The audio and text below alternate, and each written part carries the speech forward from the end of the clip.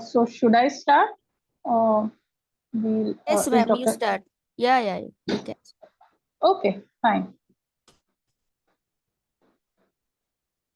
Welcome everyone. This is the third in our series of multidisciplinary collaboration in child psychiatry. It's with the Psychologists Collective, the Indian Association of Physiotherapists, the Indian Association of Physiotherapists Women's Cell, the Indian Speech Language Hearing Association, and the All India Occupational Therapists Association. So this is the third webinar in multidisciplinary teams in child and adolescent mental health. Today we have two cases. At the outset, I would like to introduce our first moderator for the first case, Dr. Manjari Deshpande Shenoy, who's an MBBS DNB in psychiatry, fellowship in child psychiatry, has over 10 years clinical experience in child and adolescent psychiatry. She also heads a chain of child and adolescent guidance clinics named Inla's Child Guidance Clinics in Mumbai, Vijayawada, Hyderabad, and Visakhapatnam. Has a team of multidisciplinary staff in these clinics so as to take care of diverse emotional, behavioral, academic needs of children and the younger generation, which include treatments and therapy for autism, learning difficulties, addictions, depression, behavioral issues. Conducts awareness workshops in schools and for doctors, guiding and counseling parents also is an important part of therapy. Has been invited as a speaker in national and international seminars and various conferences on related subjects. She strongly believes her role is not only treating psychological illnesses, but also promoting psychological wellness, and she is very passionate about it. I welcome you all again, and here's to a very happy Sunday listening to these wonderful specialists. Dr. Manjari, over to you. Thank you. Yeah, thank you, ma'am. Wonderful introduction and 7 minutes for their speech. So they can just introduce themselves briefly in one line so that we can go ahead with the case then.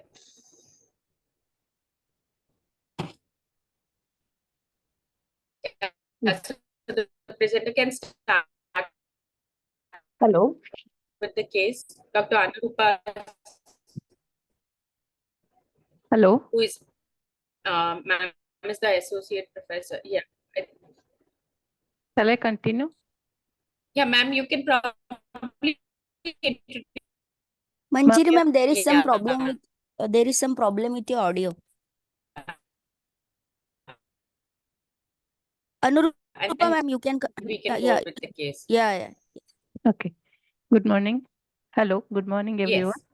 I'm Dr. Anurupa Senapati, Assistant Professor and Head of the Department of Occupational Therapy in National Institute of Rehabilitation Training and Research, Odisha, Cuttack. I'll be presenting a case today, which is diagnosed as ADHD, and he's Nirmalya, which is who is a 5.5 years boy attending LKG in a mainstream school setting.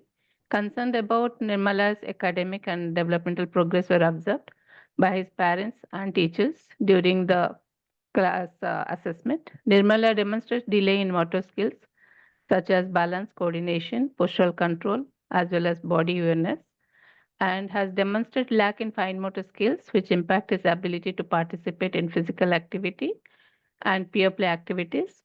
He also has difficulties in manipulating small objects as appropriate skills.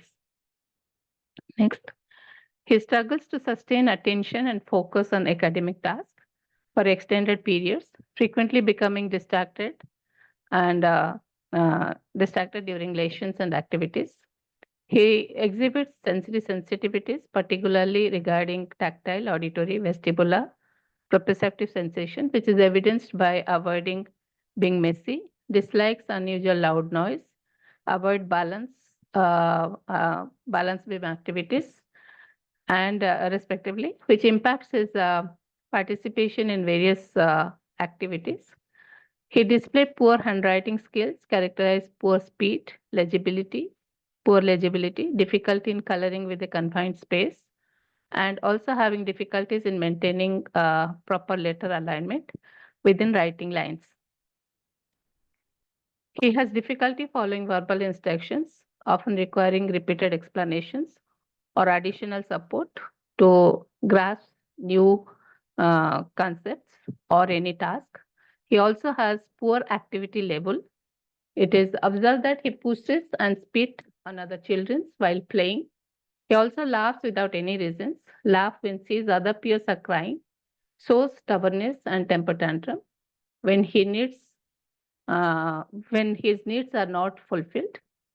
His play level is symbolic and simple constructive play.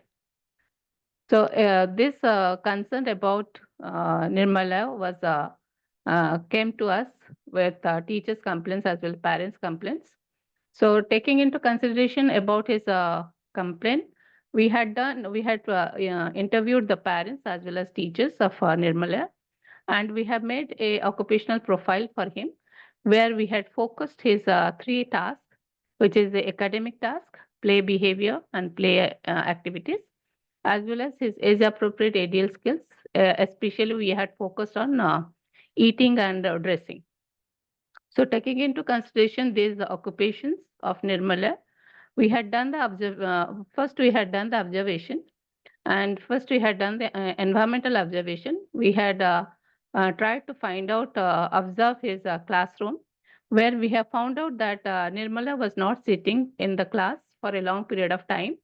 He was intermittently going here and there, and we had observed that the sound of the watch bell, as well that oscillating moment sound, as well as the oscillation moment, that was affecting Nirmala's attention. So intermittently he was going out and he was coming inside and he was looking at the watch. He was trying to constantly looking at the watch. Even if when the teachers are detecting something, he was not concentrating on teachers' auditory input. Rather, he was focusing on the watch. So that was that environmental structure of the class room was affecting his attention. Next, we had found out, we had observed his play area where we had found out that he was not able to stand in a row and he was not able to participate in any kind of play where there was needed that the child, Nirmala, need to stand till his chance used to come to play in the play equipment. So he was pushing other children. Even when there was a sequencing play activities was done in the playground, like for example, the child was asked to play Ringa Ringa Roses. That time the child was asked to hold the other children's hand and then make a round. That time the child was, instead of holding the other child's hand, he was trying to pull. So this was observed in the playground. And also while he was eating in the home, that environment also was assessed, and it was found that he was not able to sit for a long period of time in the dining chair, and while eating he was not using his hand in the messy food. And when he was asked to hold the spoon and eat, that time also he was not able to hold properly the utensils like a spoon or knife. So this was the difficulties we had found out, and the environment we have observed how the environment was affecting his occupation or activities. Next, we had done the evaluation on sensory profile, where we have found out that he is having tactile, vestibular, as well as his proprioceptive modulation problem. And then we had done a sensory perceptual evaluation. Under sensory perceptual evaluation, we had found out that he is having a generalized low tone, because of which he is having proximal stability, poor proximal stability, as well as fine motor skills were affected.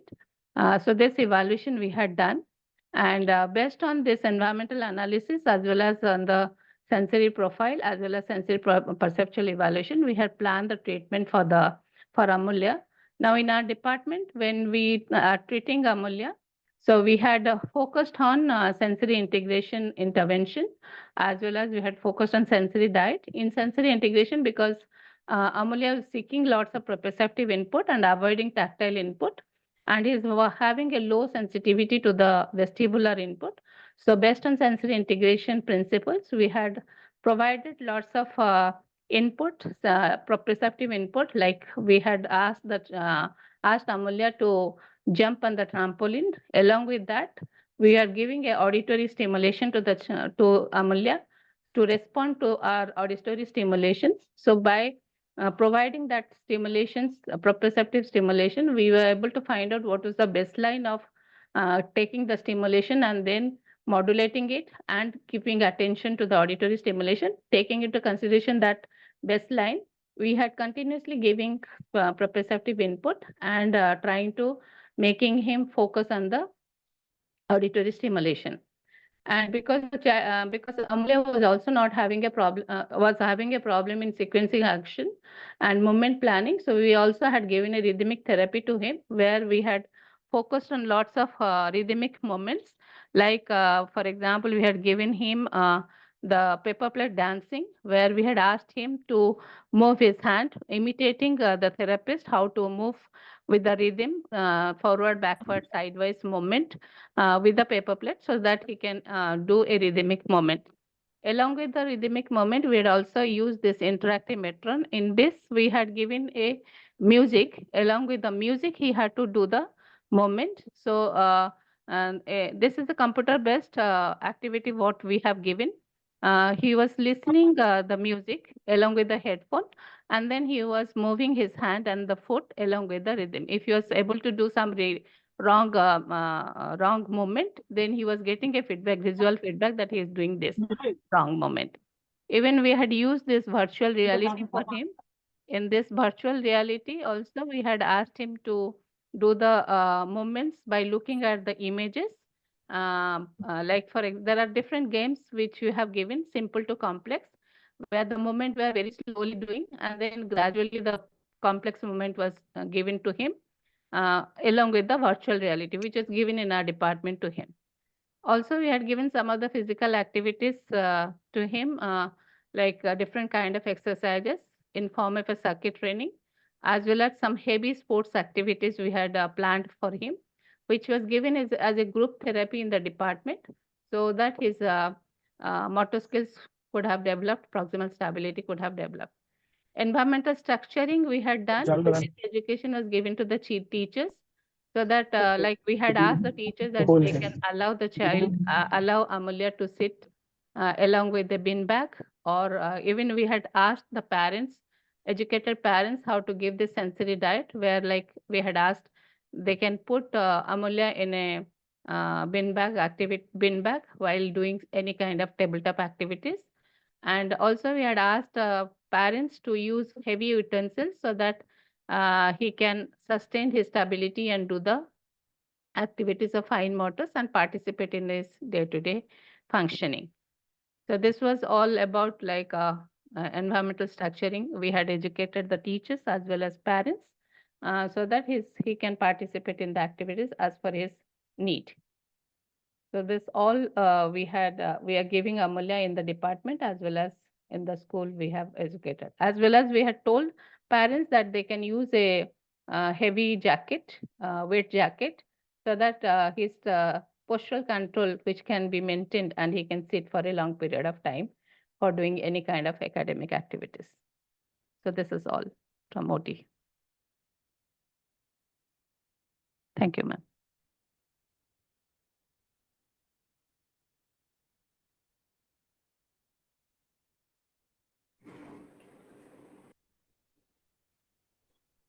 Hello. Yes, Vinyas, you can start. I think Yes. Manjiri ma'am got disconnected. Yeah. Yes. I'm Dr. Vinyas Nisarga. I'm Assistant Professor at Department of Psychiatry, Early Intervention and Rehabilitation Center for Children. Okay, let's start. Can we move this next slide? Okay, let's start with important pointers towards the ADHD. It's almost similar to that of DSM-5 criteria, but in below 6 years of age, certain narrative of the parents are different. Okay, most of the time, the symptoms that they say is loses interest easily in play and toy. That means that when you give a toy to the child, they play for a time being and then they shift to another toy, leaving the other toy behind. Sometimes even they say that the toy is given on one day, they do not like it the next day, they change to another toy. So the toys which they have brought previously are left there itself. And other symptoms are almost similar to that of the DSM criteria. That is, doesn't seem to listen when spoken to, easily distracted. Most of the time when they're looking at you, they are usually distracted and they're looking somewhere else, searching for something else. Now, in the history, as the Anurupa madam had mentioned, that there was difficulty in following instructions and they had to repeat the explanation again and again. So now, how do you differentiate between an ID case as well as an ADHD is that there is an inconsistency in following of the instruction. So most of the time parents say that mood में है तो करेगा, कभी ना कभी तो करेगा, लेकिन हमेशा कब नहीं करता है, कभी करता है, कभी नहीं करता है. So most of the time, if they are attentive, they are able to follow these instructions. But if they're not attentive, then they are not going to follow these instructions. Now, school work is that this incomplete. Hello. Okay, school, there is incomplete homework, distracting others, being distracted, careless mistakes in the school work. Now, madam also has mentioned that poor handwriting, poor speed, poor legibility, difficulty in coloring within the confined shapes, and there is difficulty in letter alignment within the lines. This is also a feature of an ADHD. They are unable to organize them properly, as well as along with the fine motor skill difficulty, it's a part of ADHD also. If it's a hyperactivity type, they would like to finish off whatever the work has been given to them. So their handwriting from being good to becomes poor. And sometimes they do not want to write. They take time, they avoid the work, avoid the task. So the handwriting can be, again, the poor speed could be present. There would be doodling on the books, on the sides of the book, sides of the papers also. Now, avoid tasks that need attention or wants to complete them faster. In the case discussion, it was mentioned that certain ADLs were not being done. Now, the ADLs can be not be done because of the developmental issue or also because they know the activity, but it takes a lot of time. That's why they avoid it, like brushing, taking bath. So most of the time, parents complain that they know how to brush, they know how to take bath, but they do not want to do it. They take a lot of time. We have to push them in. Sometimes they do it fast and come back out. Or sometimes they put only half body, they put soap only half body and then come back out. So these again is under avoiding tasks. Organization skills, we already know about it. That's difficulty in keeping toys in place, so school books or stationery in place. One more thing that we do not usually ask is difficulty in organizing their thoughts. When they cannot organize their thoughts, they're going to blurt out whatever comes in their brain. And that's when they have difficulty in explaining to the others. That's when confusion occurs among their friends as well as with their parents or their teachers. We already know about losing things and pencils, erasers. Sometimes they forget what is being told by the teachers. So they don't come back and tell it to their parents. They forget homework that was given. Certain instructions that are given, they forget. They are usually fidgety, which was also mentioned here about hyperactivity by madam, was that sitting tolerance was not there, moves a lot in the class, runs about and climbs in situations which are inappropriate, talkative and interrupts, as well as difficulty in waiting for turns. Madam had already also said about planning and sequencing. Yes, that is also difficulty, a part of ADHD. The next slide. Okay. Now, we need to take a detailed developmental history because this case also said about certain delayed and fine motor skills as well as gross motor skills. Social interaction, certain things were mentioned, so it is better to take a detailed history about it. Play also was mentioned. And again, a better history would be, developmental history would be taken. Now, coming to the behaviors as well as the inattention. Now, you need to understand when was the behaviors that were mentioned was pushing and spitting, laughing without any reason, laughing when someone cries, and stubborn behavior and temper tantrums.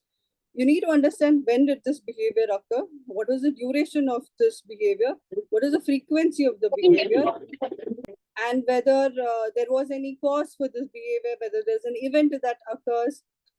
Is there any environmental change, and from then onwards it has occurs? Is there a stress?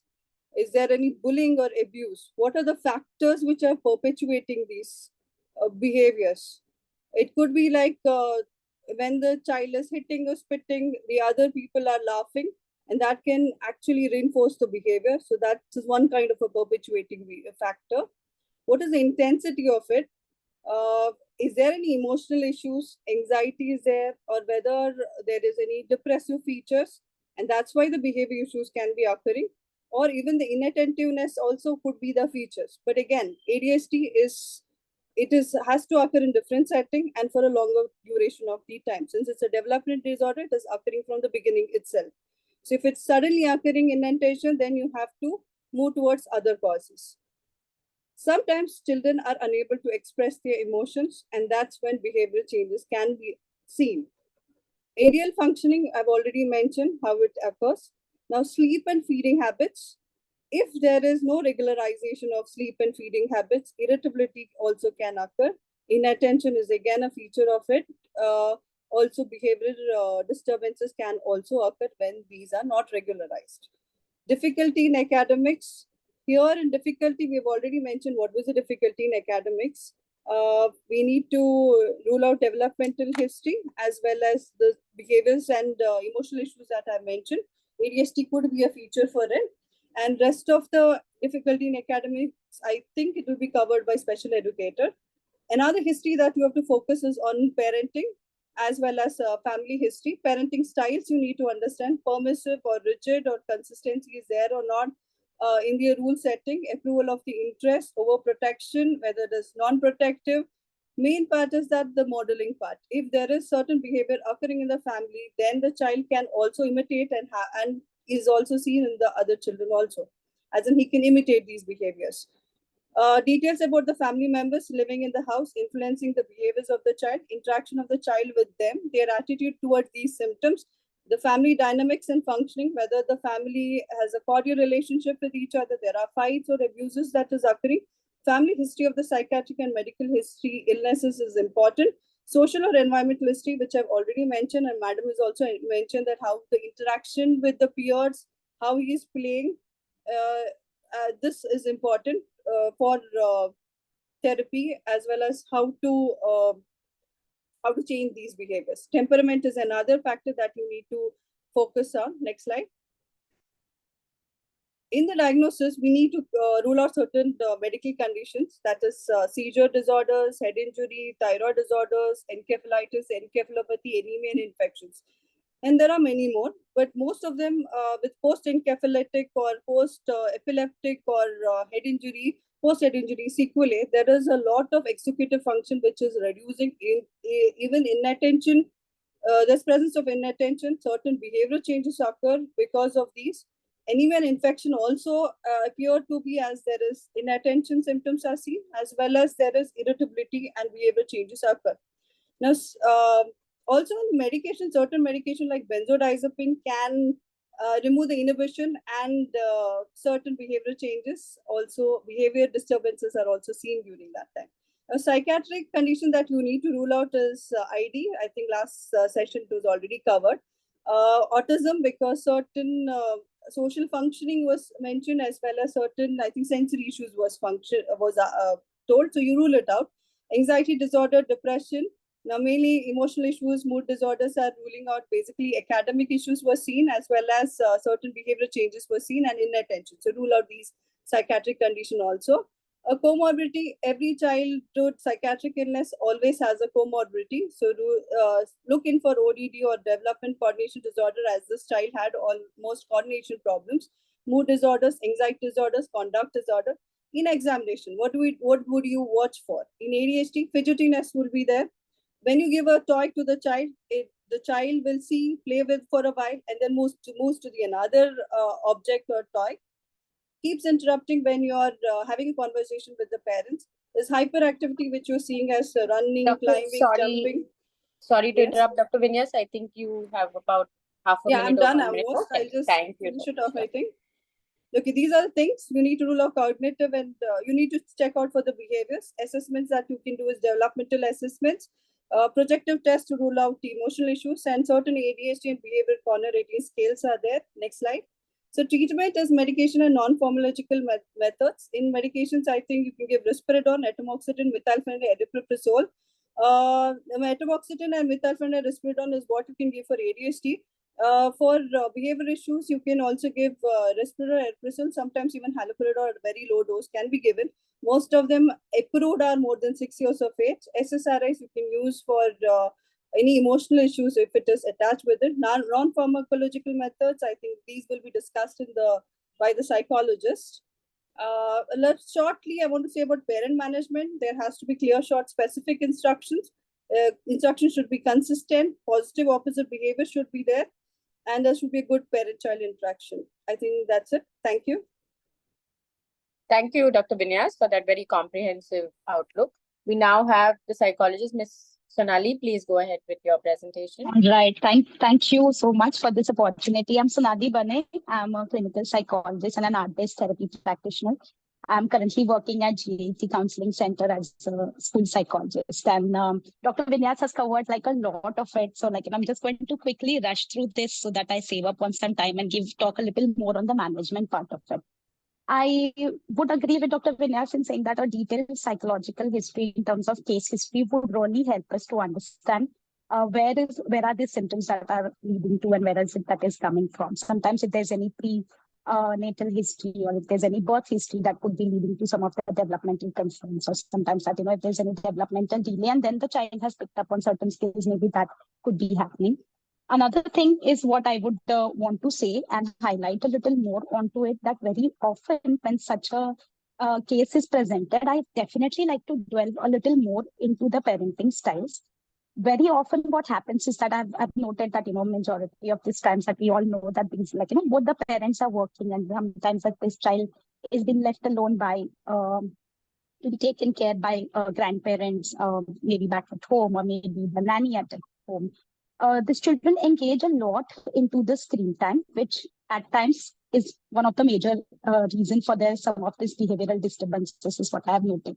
So in case if we get a chance to delve a little more, understand the parenting style, whether it is too permissive or whether it is too authoritarian or whether it is too autocratic a parenting style, sometimes that can give us a rich content and source of information to help us to manage the behavior of this child.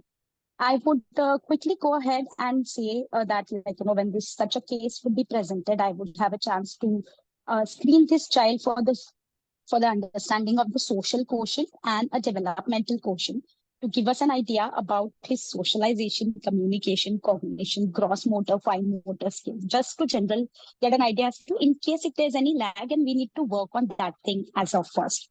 Second thing that would come into the picture is about the IQ assessment to understand in case, let's say that Nirmalya at present is 5 years and 5 months old. And in case if there are any difficulties into following certain commands and understanding, as we have noted as some of his concerns. So IQ would give us a good picture to place him into the area which would help us to plan the therapy plan for him. For IQ assessment, that I'll go ahead with the segment form board to give us a good visual perceptual age. Along with that, I feel that Pandey's cognitive development test would work a little better. It he may not qualify quantitatively for the test, but however on a qualitative analysis we'll get to understand how are his conceptual skills, what is his comprehension like, what is his visual perception, his memory, how much does he know about the object of vocabulary, and all this screening and all this test would help us in planning his program for the further thing. Informal screening in terms of reading, writing, the special educator will talk a little more on that. I'll speak about the ADHD too and the ESA. Some of his behaviors like, spitting on others and laughing inappropriately and all that could also be a part of some of the features of the pervasive developmental disorder. So it would be a good idea to rule out any presence of features of any pervasive developmental disorder. So that's why that we'll go ahead with Indian scale for assessment of autism.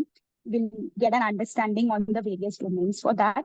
For ADHD too, we'll have an understanding for his ADHD index, if he follows into or he qualifies for a diagnosis of attention deficit hyperactivity disorder, whether it is combined or predominant hyperactivity type. Okay. Can we go ahead to the next slide? All right. Doctor has spoken about the differential diagnosis and she's covered a good deal of it. So I'll just cover the ones that I will also consider.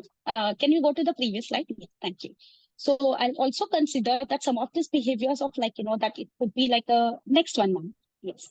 Some of these behaviors could be like a very regular behavior in the active children, may not really call for a diagnosis. Of course, in case of Nirmalya, definitely that these are symptoms which are causing difficulties in his regular schooling and is causing difficulties in the peer interaction and all that.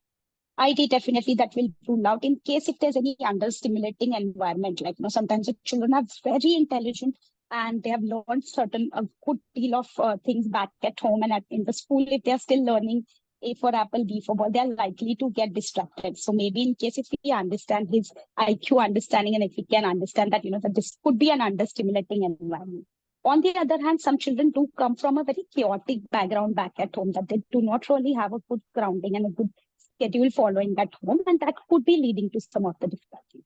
ODD, as doctor has spoken about, sometimes that, I felt that if there is particular movement that is happening repeatedly, and if we need to rule out any stereotypic movement is what if this child could be having. Other mental disorders, in case if there's any personality change due to general medical condition, or he has like a general adjustment disorder, that can be handled and ruled out for. And of course, as we spoke about the pervasive developmental disorder, in case if he has any features of that. I'll go ahead and I'll focus a little more on the intervention part of it. I have always believed in this supremacy of label to enable. So like in case if there's anybody who comes up, even if he has a diagnosis of ADHD, I would say that when this child would come to me for therapy, my first focus being an art-based therapy would be talking a little more on the art therapy with this child. Children, as I know, are extremely moldable, and this is one of the best population to work with because, they are extremely 99% of the times they are very receptive about the certain things. So the art works like a very good medium for them. I think for Nirmalya, in case if we need to, art offers various modalities like a visual art or a music or a drama or a narrative. So in case if we need to work on depending upon the goal of this child, in case if I have the goal that I want to develop sitting tolerance for this child, or maybe the turn taking for this child. Okay. So I may choose the medium and the modality of visual art, wherein that we sit together, we paint, we do the turn taking, and we sit for an extended amount of time. If I want to develop more of an attention concentration, I want to work on that goal, maybe I'll use some of the musical instrument and I'll get into playing some rhythm and I'll ask the child that he has to listen and he has to respond onto that thing, which is more of a call and response that is there. If I want to work on any expression or any social skill, I may use some sort of a dramatic expressions and the narratives for this child that I'll go ahead with. So art-based therapy in terms of depending upon the goal that I want to take up on particular session, I would choose it, the modalities based on that.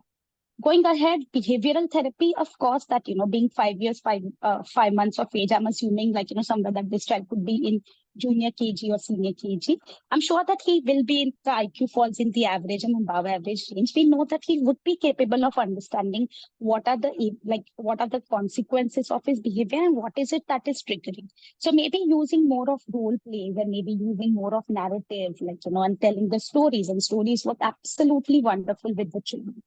Some sort of a social skills training, that letting him know that thank you, yes, please, excuse me, are still the conversational best skills that you can use. And how it is are skills that are going to help you to be more with people, get more involved into the things and into the classroom like that. Understanding the non-verbal communication of other people, the teacher is just getting angry, you may be getting upset. So understanding that emotion, or maybe if somebody is getting hurt and upset with your actions, maybe getting and dwelling a little more onto that. Practicing the listening skills, hearing a no, which at times that, that these children do get it difficult, that, they want to be selected first. Unko hi first hona hota hai. They only want to enter the classroom first, like that. So maybe understanding and Sorry to comprehension. interrupt, Ms. Sonali. Yeah, last 1 minute. Last please. 1 minute. I'll Yeah. go ahead. I think that. All right. More on the empathy training and the more of a perspective taking, more like a theory of mind that we can go ahead with that. Helping the parents to understand that, that these could be the needs and the concerns of this child and helping them get to do the best possible things back at home. So like, so following positive reinforcement, giving very clear expectations. For example, that, that very often parents say that, aap ghar pe masti karoge to theek hai, but bahar when we are taking you, you cannot do that. Like, just behave. But what do you mean by behave? That, that when you take them in a social setting, you may have to tell them that you have to sit and you have to follow their things. So maybe setting clear expectations, providing a behavioral chart like the stars and the diamonds and the chocolate still works, chocolate in terms of the cardboard, that still works wonders with the children. So more of that can be helpful with the children. Simplified language and calm down strategies for both, for the parents and as well as for the children. Creating a supportive ecosystem back at in the school, like in terms of like, keeping in touch with the parent, the counselor and the head teacher to get like a 360-degree feedback about the same. Moving quickly to the next one, that, that as a function of a clinical psychologist, as everybody would understand that everybody plays an equal role in being the important stakeholder. A clinical psychologist will have a good chance to collate all the results from all the professionals, maintain the records, keep on upgrading the therapy plans, keep in touch with all the therapists, keep in provide a individualized therapy program for everybody, and keep making modifications as and on. And just to ensure like a holistic development, maintain like an interdisciplinary collaboration among all the professionals. So that's all from my side. Sorry, I've exceeded my time. Thank you so much, Dr. Manjari. Thank you. Thank you, Ms. Sonali. Very comprehensive, very well described parental management, especially. We have our next presenter, Dr. Tejas, who is a pediatric physiotherapist. Dr. Tejas, you can go ahead with your Yes, thank you. please. Yeah, thank you, ma'am.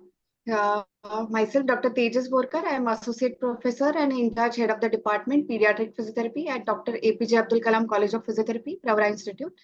And first of all, I would like to thank organizers, Indian Psychiatric Society, Child Psychology Subcommittee, Psychologist Collective, IAPWC for organizing this wonderful multidisciplinary team webinar, because this is the need of the hour today, that we come together and work for a child's betterment. So can we move on to the next slide, please? Yeah. So as our previous speakers have mentioned, I would like to just point out before moving on to the physiotherapy particularly, the history part, as Madam has suggested, is very much important and necessary. And we need to rule out certain, as this child's scenario we are considering, we need to rule out certain things such as genetic disorders, because this child is presenting ADHD symptoms along with the developmental disorders as well as coordination problems. So we need to rule out certain aspect of that. And as Sonali Madam has correctly pointed out, the screen time, because the child's current age is 5.5. So probably the child is born in the COVID duration. After at COVID duration, child might be 2.5 years old, which is the peer play age group, or he has to engage into the outdoor activities. So that is the correctly pointed out point by Madam, that it has to be seen for the screen time as well.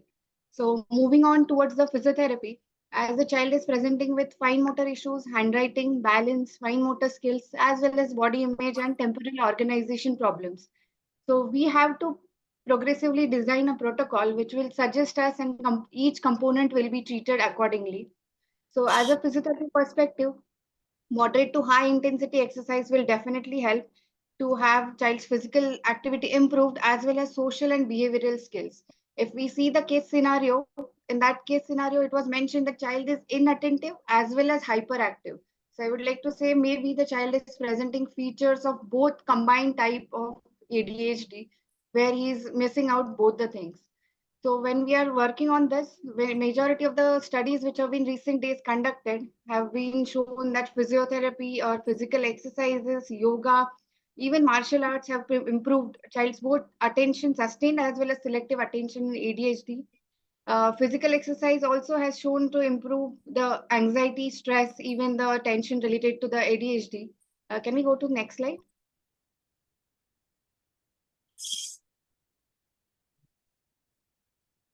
So now I would like to just mention how these physical exercises improve on the concentration of these children. So whenever we are engaged into any regular physical exercises, the activity of adrenal hormone receptors, as well as it enhances the dopamine, as well as non-epinephrine production, as well as serotonin. So I guess everybody is aware that serotonin is a happy hormone we call.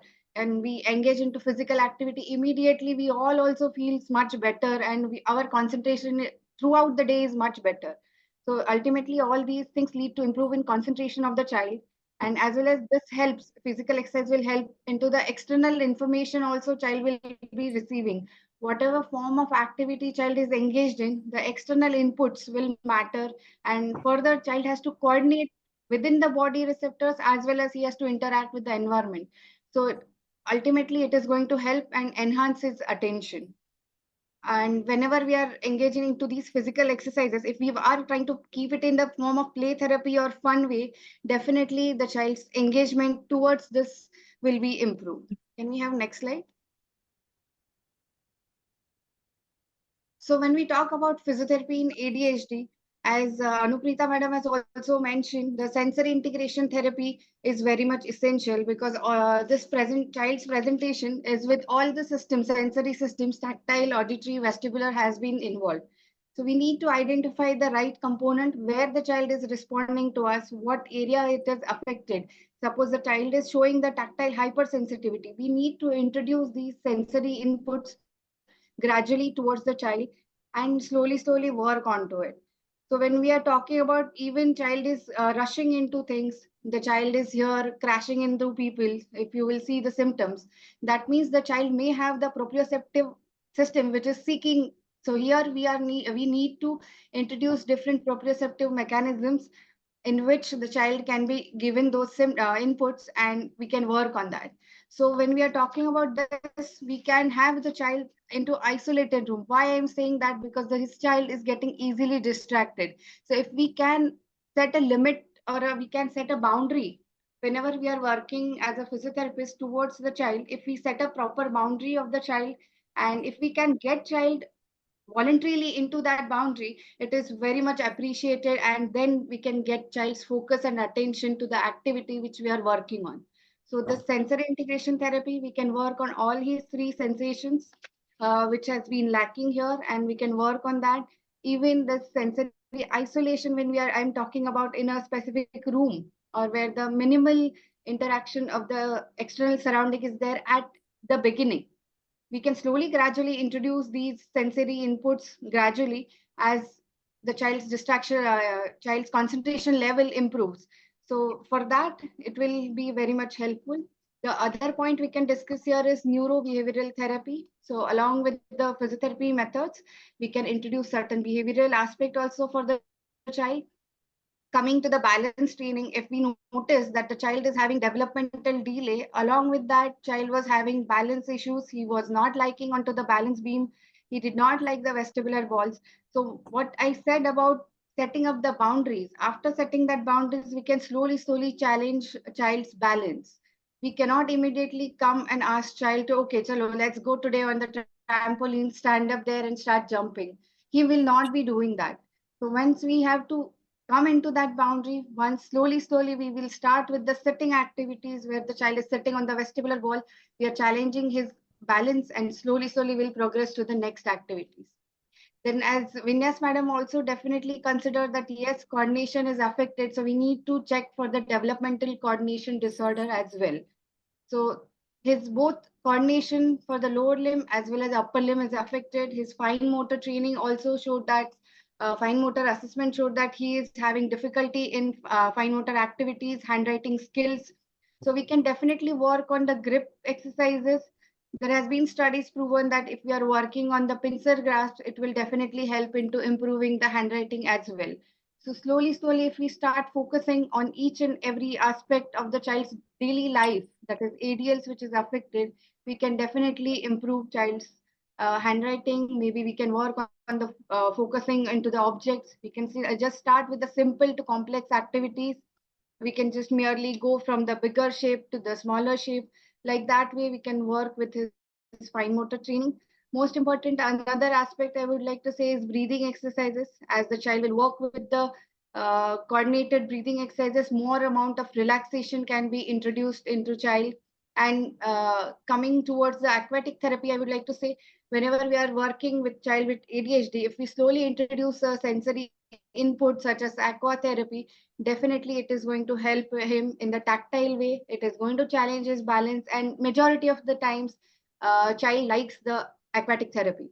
Why? Because that gives a soothing sensation. Once the child is into the water, there is relaxation happening.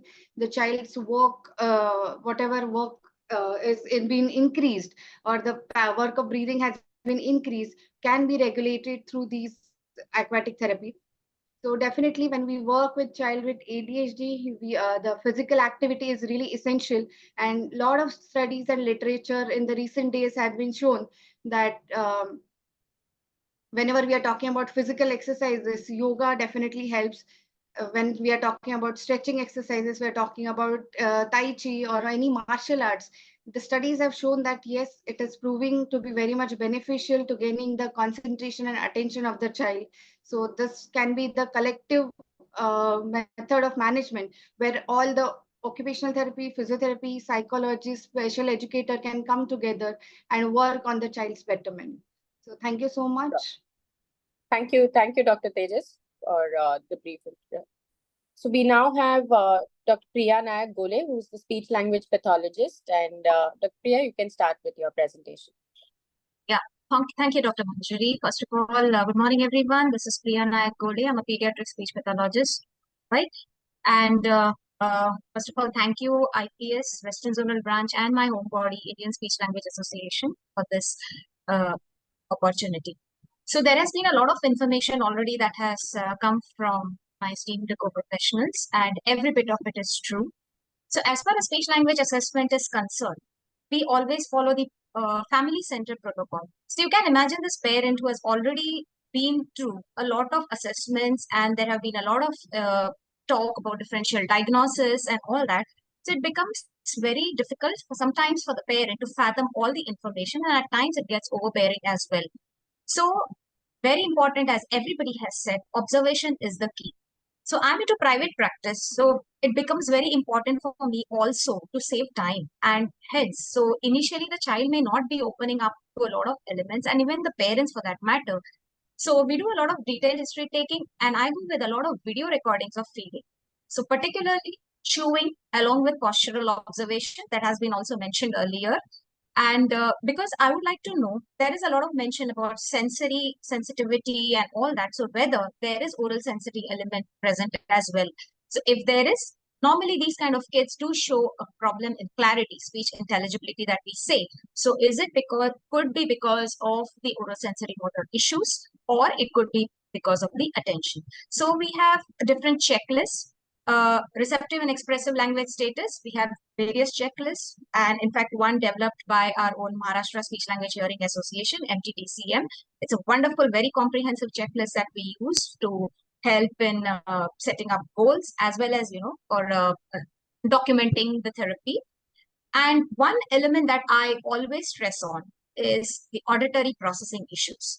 Many times, children who show sensory issues, they also demonstrate auditory processing issues, and particularly children on the spectrum and ADHD, they have these issues. And three main elements that I always focus in assessment and therapy in regards to auditory processing, as one is auditory closure, auditory figure ground, and auditory memory. They're extremely, extremely important. And then we look at fluency, speech intelligibility, because of course, initially it's via video recordings as well. And it's an ongoing process during therapy also. We check for stimulability and compatibility of the child, given that this child has symptoms of ADHD. So definitely compatibility may be an issue initially. And of course, parent motivation. Next one. Now coming to therapy, a very crucial, important elements. So again, we could put in all the. So many times we have to handle parent-centered goals now, because there has been a mention about parenting and the types of parenting. Ms. Sonali has given a very lovely account of the parenting skills that are in play. So all these elements, right? So many times I have observed that even when we give techniques to be followed on at home, we demonstrate in the clinical setup, the generalization is extremely crucial, because ultimately the child has to go out and deliver there. So this element of transfer of learning can be helped only if our goals are parent-centered. So there has to be a consensus between the parents when they come to disciplining and all that, and as well as how they handle the child when they're working on these elements at home. So in particularly what I have found is, when I structure the therapy techniques or the tasks to be done at home, and if it is molded into the routine tasks at home, it gives better results rather than, because parents often say, इतना सारा OT का करना पड़ता है, इतना सारा PT का करना पड़ता है, हमको time नहीं मिलता है. So that is why many a times when we inculcate these in routine activities for speech language, it eases the load on the parent and also gives us a better outcome. So then we increasing the span of concentration. I need the child to sit with me briefly at least for therapy. If we keep running around all the time, it's not going to give us any good outcome in therapy. So that is why use of fidgets, sensory mats and toys. Now here I have to make a mention.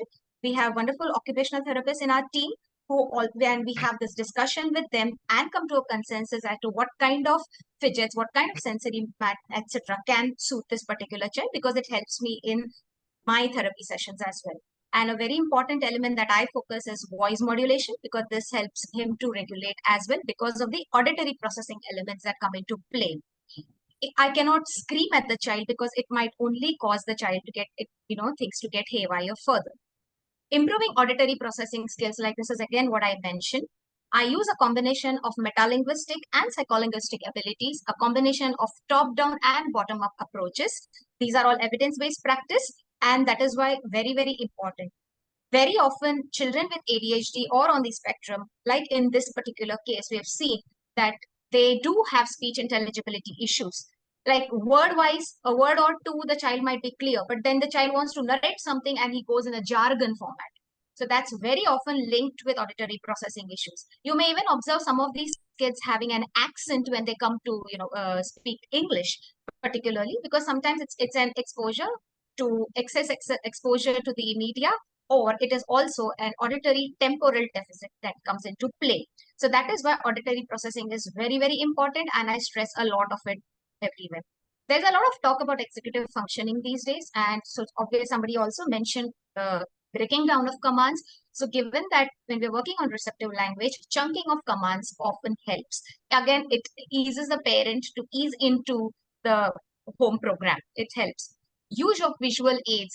We use gestures, pictures, real objects. We combine them with mobile mode of instruction. Again, this is a very important evidence-based practice that we are following. And again, there was mention about play. Use of play, definitely. I use a lot of play and language. You use a lot of pretend play, particularly when the child transfers to group therapy. We use a lot of these fun tasks, and that's how we develop, particularly when we are talking about higher order language skills. When we have to talk about, when we are working on the psycholinguistic aspects, these come into play. Using play often helps. Now, as you see, this child has a lot of behavioral issues. Many times, because the child cannot express, as rightly said earlier, because the child cannot express, there is a chance that behavioral issues crop up more. Hence, if you can help the child to express better what ails a child, what is causing problem, it's very important to also check out whether there is any kind of a soft bullying that is going on in school, because I have observed this in children, particularly the ADHD kids, that they need a trigger, and then it flares up. So it's very important to check that as well. And when we discuss these things with parenting, discussing behavior with the child himself often helps. Like Sonali mentioned, the IQ is often higher and or average intelligence. So that is why they are in a position to discuss behavior. There is mention about hypotonia earlier in this, but in children. So generalized hypotonia anyways causes a lot of difficulty for a child to settle in a place. So majority of the children coming to me, I have seen them demonstrate these elements. And when these subtle elements are taken care of, they often show better compatibility. They are better at a lot of other tasks. Now, social language targets. What do we mention that as? We call it as the pragmatics in language, that is use of language in social communication. Very often, social communication is mistaken. We are sorry to interrupt, but we're running very late. So sure, this is the last point. Small request, that we can. Yeah, this is the last point, because ultimately the child has to generalize and in a social communication. So We talk about whether the child initiates a topic and work on turn-taking abilities. So this is often worked on in a group therapy setting as well and in form of home programs. So that's where I end here. Thank you. Thank you for this opportunity. Yeah, thank you, Ms. Priya. We now have our last speaker, and yeah, Ms. Mandeep, yes, you'll get about 5 minutes because we're running late. Thank you. I'll be very quick. Namaste, good morning, everybody. I am Mandeep. I am a special educator by profession. However, currently I'm working with the AVM group of schools as the in charge of the resource team. Moving forward, we often, when we look into interventions for children, there is a list of activities that we tend to give the class teachers that the class teachers have to keep in mind. However, what we miss out on is things that we should avoid, because that is something where that the teacher gets so overwhelmed with the things of activities to be done, implemented for the child, so that the child is able to cope up in class. She might miss out on things that should be avoided in class. The first thing that is very, very important is labeling. Labeling is nothing but just putting a sticker on a child. You know, when you put a sticker on a paper and you try to just take it off, what happens? It always leaves a stain, or it actually tears the paper. So remember, when we label a child, it is definitely going to leave a mark on the child. So that is something that we need to avoid. Lengthy activities, yes, the child has attention concerns. It is going to be very difficult for the child to sit in one place and to attend to a half an hour long period or a 45-minute long period at a stretch. Sitting in one place again goes hand in hand with lengthy activities. The child will have a lot of difficulty. So try not expecting the child to be seated in one place throughout the period that is expected from another child. Sequence of activities, the children have difficulty in organizing their thoughts and organizing activities. So sequencing the things in order with respect to objects or instructions gets very difficult. Therefore, multiple instructions should be avoided. Too much of information, written information, when the child is exposed to a lot of information on the screen, on the board, or in a textbook, the child gets overwhelmed, and that is when the child loses focus and attention and is not able to be attentive at that moment. Avoid having a lot of distractions in the class, distractions as in a lot of colorful objects around him, or having things hanging around, or things that we have identified are distracting the child. A door open, if somebody passing by, all these are little things which might definitely affect the child who has attention deficit in a mainstream classroom. Well, moving on to the next slide. Yeah, so here comes the interventions. What are the little things that can be done in a classroom setting to help the child sustain attention, focus on academic tasks, and reduce distraction level? Make a schedule, very important. If we organize the day for the child, it helps the child in understanding and functioning in a better way, because as we said, that the child has concerns with organization skills and sequencing skills. Making a checklist, the child is forgettable, and there are times where the child will not be able to keep a track of things that are there, or keep a track of things that the child is supposed to carry back home, or even with respect to attending a worksheet, whether the child has attempted all the questions or no. So if we have a proper checklist and help the child to go according to the checklist in a more systematic manner, it is definitely going to help the child. Giving the child movement breaks is very, very important. Going back to things avoiding, when we say that the child has difficulty in sitting in one place, giving the child movement breaks simply in a classroom. The child can be asked to get the register from the staff room, or just pass on duster to the other class, or just go and call the Didi. Some very basic movement breaks can be done. However, if those things have already been exhausted, the child can simply be asked to go and take a walk and come back. However, all these things need to be told to the child pretty much in advance, so that the child does not feel lost and knows what the child is expected to do at that time.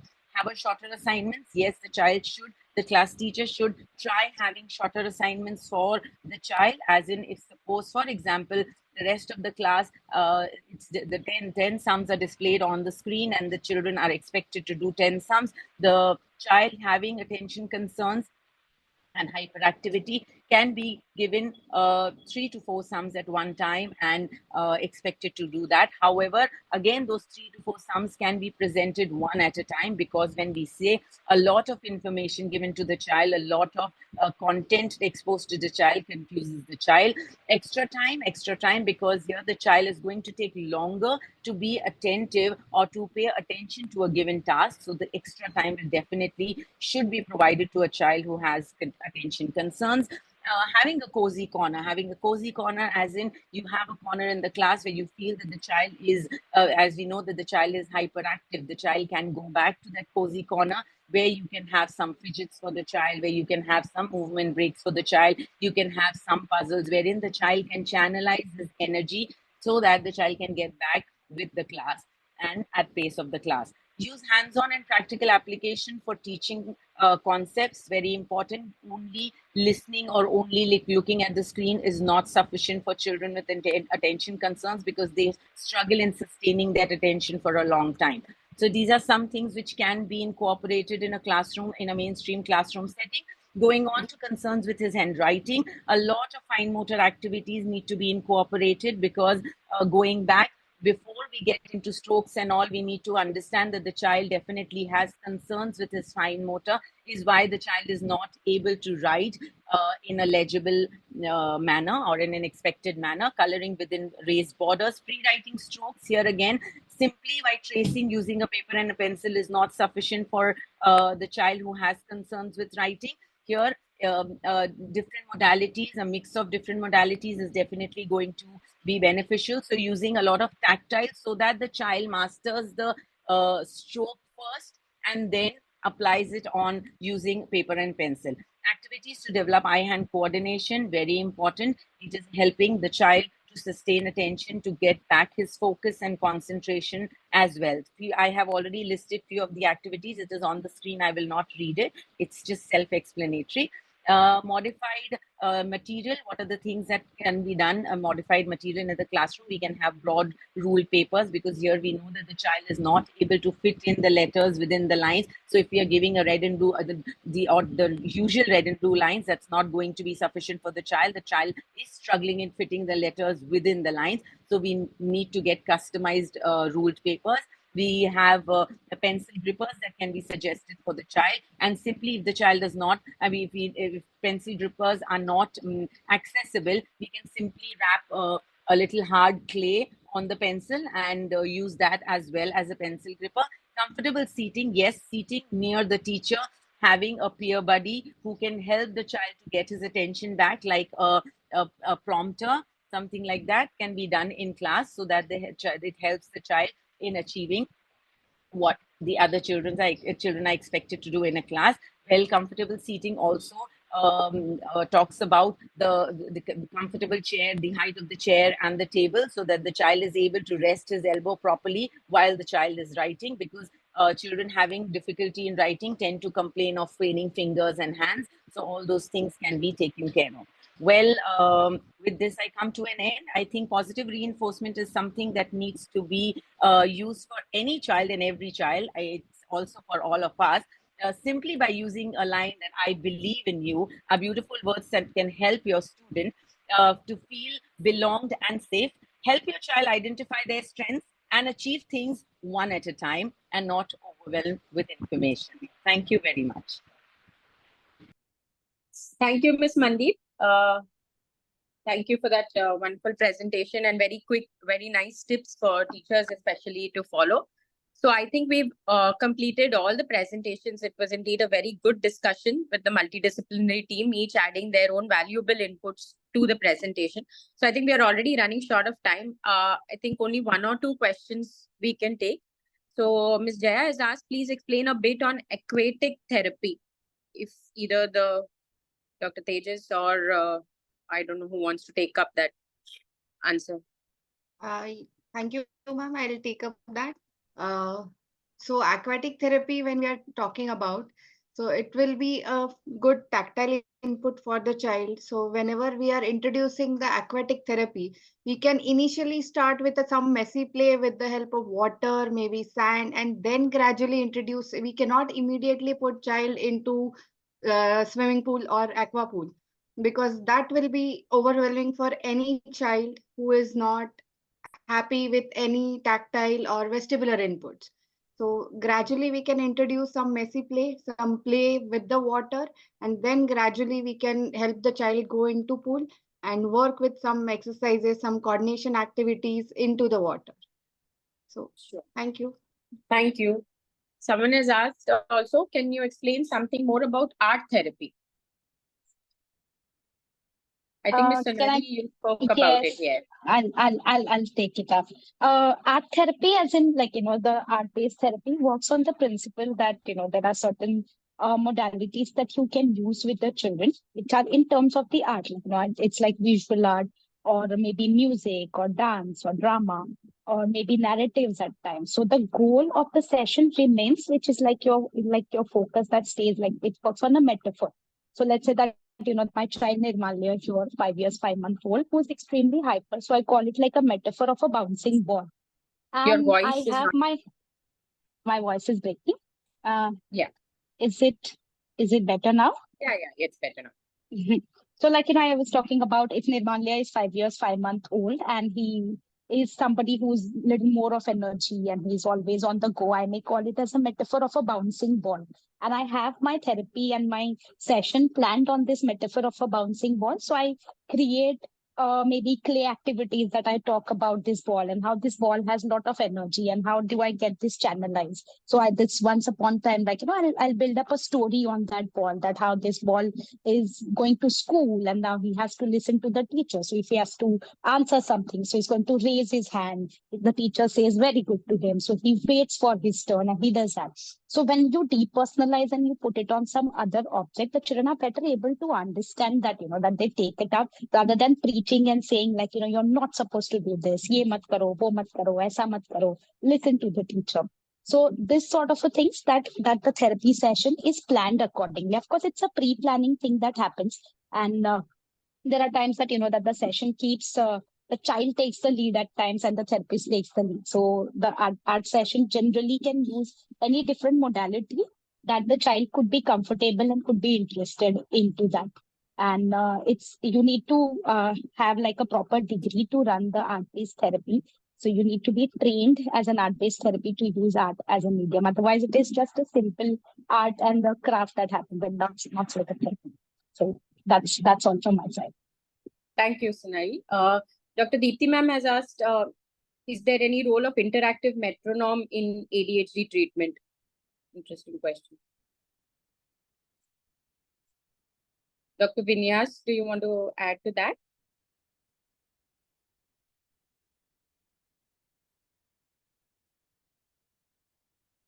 I can tell. Yes, ma'am. Yes. Interactive metronome can be used for developing focused activities, and it is a method where you give music along with the rhythmic movements. So the child has to put a headphone. Along with headphone, he is going to get the different music, and based on that music, he has to do the movements. So when he does that rhythmic movement, you will also get a feedback that whether the rhythmic movement is accurate or not. So it will help the child to organize his movement for doing any kind of activity.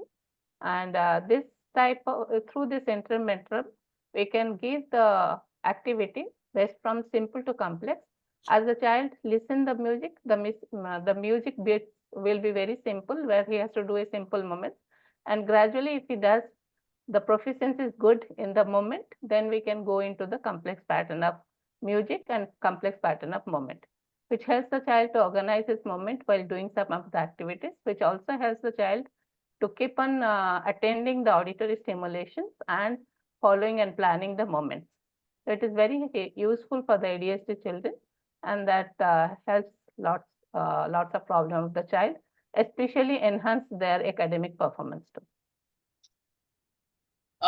Thank you, ma'am. We have a couple of questions more, but due to lack of time, I won't take any more because we have our next presentation ready. So thank you to all the speakers and participants for making it a good one. It was a very good interactive discussion. I think we can move ahead to the second presentation. Thank you so much. Thank you, Manjiri ma'am. Thank you, ma'am. Thank you, Manjari.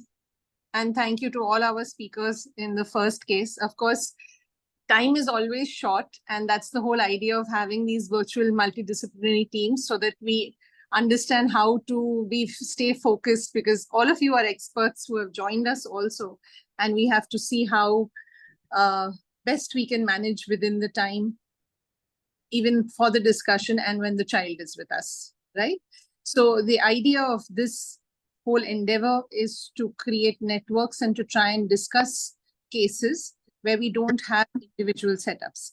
But we are very fortunate today to have with us two very distinguished ladies. You've had Manjari already, who's been the moderator for the first session. And it's really a pleasure to introduce Dr. Dipti Shah Gada, who's runs a child guidance clinic for more than 20 years, Grooming Minds in Ghatkopar, and one of the first few private setups with an entire multidisciplinary team with occupational therapists, remedial teachers, psychologists, speech therapists, etc. And now she has expanded. She was always affiliated to Sulbha School for Special Children, and now she's expanded that to have a separate wing on autism too. She is the recipient of the Times Healthcare Achievers Award 2018 for exemplary work in mental health, and the Kach Ratna Award 2017, has written numerous books for public awareness on schizophrenia, depression, psychosomatic illness, so on and so forth. And every week she and her father, without fail, which is like an amazing endeavor, write in a Gujarati local newspaper, creating advocacy on mental health. They take one topic and every week they have a publication in the same.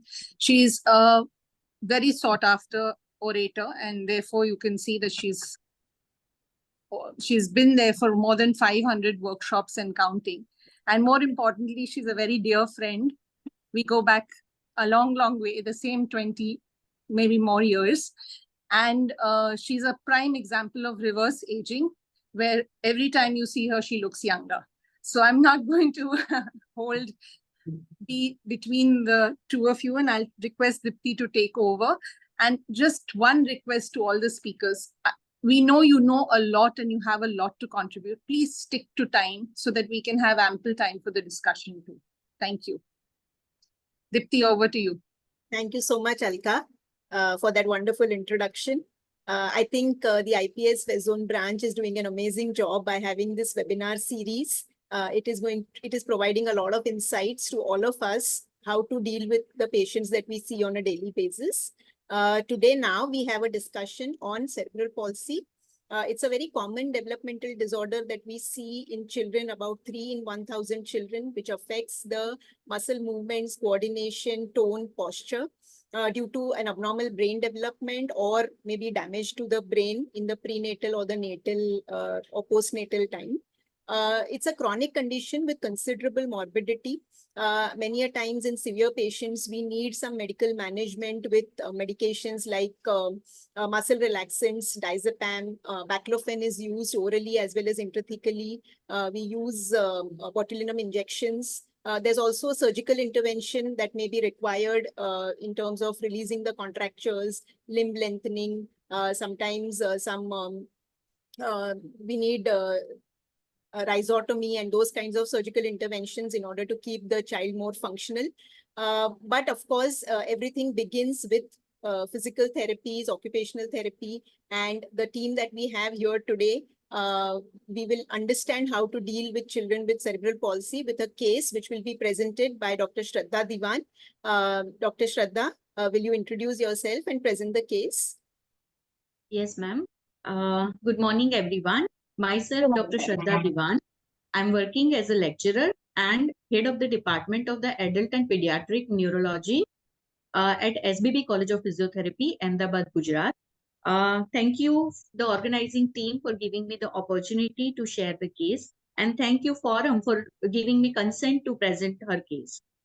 I'm going to present a case of Forum, who is 18-year-old female adolescent with the spastic quadriplegic cerebral palsy with GMFCS level 4 with emotional regulational issues and psychological psychosocial integration issues.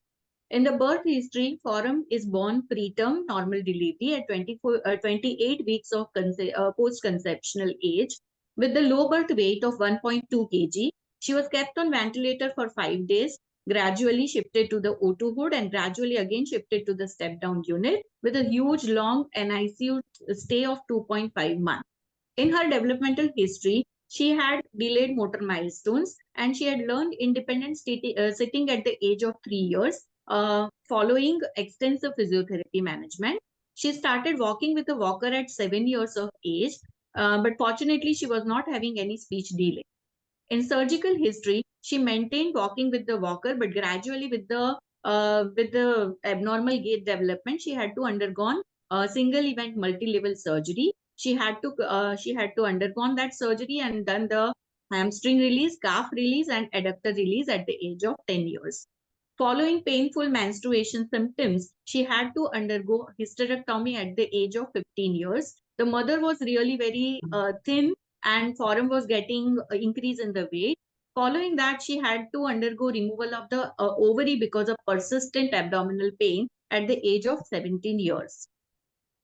The current status of the patient in the gross motor skill, she sits independently on the floor or sofa. She manages the floor mobility by crawling independently. She walks with the walker under supervision, and that is absolutely a therapeutic walking. For the outdoor mobility, the family is using wheelchair, which is pushed by the caregivers, and she requires complete assistance for the wheelchair. In fine motor skills, she manipulates the basic objects on her own, but she prefers right hand better than the left, but there is no use of the aid. She is able to grasp the walker. She is very comfortable with the power grips. She holds smaller objects with the modified grip, but manages somehow. In the oromotor skill, she speaks full meaningful sentences, drools saliva while speaking if she is overexcited, and she is on a regular diet and eats independently. In the personal social development, she is highly emotional. Sometimes there is excessive laughing, sometimes there is excessive crying, sometimes even someone just is coughing and she starts laughing, which is embarrassing to the some unknown person. She feels jealous to the younger sister sometimes, but then manages that relationship with counseling. Sometimes she does few activities which are really attention-seeking behavior. In her functional area, she does upper body dressing on her own, but she takes time. She is dependent on the caregivers for lower body dressing, bathing, transition to the wheelchair, and toilet activities. She is wearing a diaper for the outdoor activities. In her education, she was taking home tuitions with the special educator, which is now stopped. For the whole day, most of the time she watches the TV. She loves to talk to someone on the phone, but often repeats the conversation. And she loves to do therapy. She's extensively cooperative with all the therapies. The presenting concern of the forum is difficulty in transition from wheelchair sitting to the floor sitting to the wheelchair sitting. Poor endurance. She feels fatigue while walking with the walker, which was previously not fatiguing. There is increased postural insecurity. Ma'am, can you go to the next slide? Yeah. She feels increased postural insecurity, that is fear of being moved, which limits her potential for the mobility. There is excessive drooling, and especially it happens while speaking, which restricts the social participation. There is increased emotional dependence on the mother post-COVID because at those times, both the parents were having COVID positive and she was left alone, which had never ever happened to her life. So the functional therapeutic goal for the physiotherapist is to make her able to do transition on her own with supervision, reduce the fear of movement, and reduce the fatigue while basic mobility, which we are planning to achieve through the strong family support, financial support with the availability of the mobility devices, and that will act as a facilitator. So the physiotherapy plan of care for the concerned issues is we are working on transition. She is currently on the home care program. So the therapist is coming as a home visit and a lot of the active cooperation of the parents are required. So we are working on the transition with the basic active elongation of the upper extremity muscles and functional strengthening of the upper extremity, trunk and lower extremity in available range of motion, which will help us to gain the floor to chair supported supervised transitional skill, and which will help the mother for the transition. For poor endurance, we are working on the chair aerobics because she loves to move with the music. So we are gradually incorporating upper extremity movement patterns, lower extremity movement patterns in sitting only, and gradually increasing the walking duration. That is also in coordination with the music. Parallelly, we are working on the breathing capacity. So with the use of incentive spirometer and breathing exercises and butterfly exercises. She confesses that now I am no more a child and I need to be treated as an adult. So she doesn't like much of a play activities, which is very childish. We are working on their postural insecurity by exposure to the garden activities at least once a week. We are making her sit on a wheelchair and running with the playing that musical chair with the wheelchair. That also is in order to get the movement. We are working on drooling while speaking, which is she keeps her lips open. So we are working on the lip closure, and at the same time we are working on the emotional regulational strategies and strengthening of the oromotor structures. The increased emotional dependence on the mother post-COVID has been managed by social participation with the family members and participating in the group activities to the best of her capacity.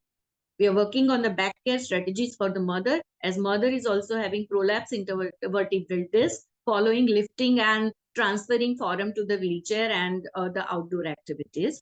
So that's all from my side. Thank you once again. And the case is open for the discussion now. Thank you. Thank you so much, Dr. Shraddha. That was very comprehensively put across. I'm sure you are collaborating with all the therapists and communicating with them while you are working on these functional goals. Moving ahead, I would now request Dr. Mansi Jain, a psychiatrist, to give her inputs on this particular case. Thank you, ma'am. Myself, Dr. Mansi Jain. I'm a child psychiatrist in private practice in Mumbai. So when we talk about cerebral palsy, though we are looking at the motor cortex involvement, we know that there is a multidisciplinary team approach which is going to be required. We know that children with cerebral palsy struggle with more emotional and behavioral issues compared to other children, even with children having other disabilities. Now, when we look at what are the causes, or why do they struggle with so many other emotional and behavioral issues, we look at the biopsychosocial factors. The fact that the lesion is present in the CNS, the central nervous system, sometimes increases the chances or increases the burden of emotional and behavioral disorders in children with cerebral palsy. Among psychosocial factors, we know that children with CP struggle with discrimination, ostracization. They have a lot of traumatic experiences like bullying. They develop a feeling of inadequacy, the physical mobility limitation, and other problems like incontinence, drooling of saliva reduces their socialization with other children. And sometimes there are also unhealthy parenting strategies that we are seeing at home. All of these contribute to increased emotional and behavioral disorders in children with cerebral palsy. The common psychiatric disorders can be divided into two groups. We have our internalizing disorders and externalizing disorders. Anxiety, depression,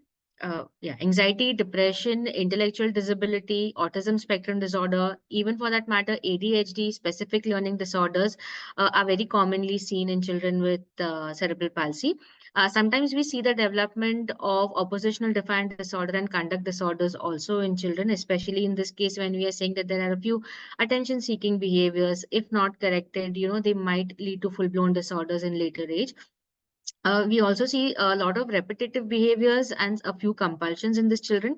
So many a times children do not meet the criteria for a complete disorder, but have a sub-threshold disorder where they meet almost 75% of the criteria. So like we saw in this case also, Forum's case, repeating certain conversations, we might have to assess for certain other compulsions that might be present.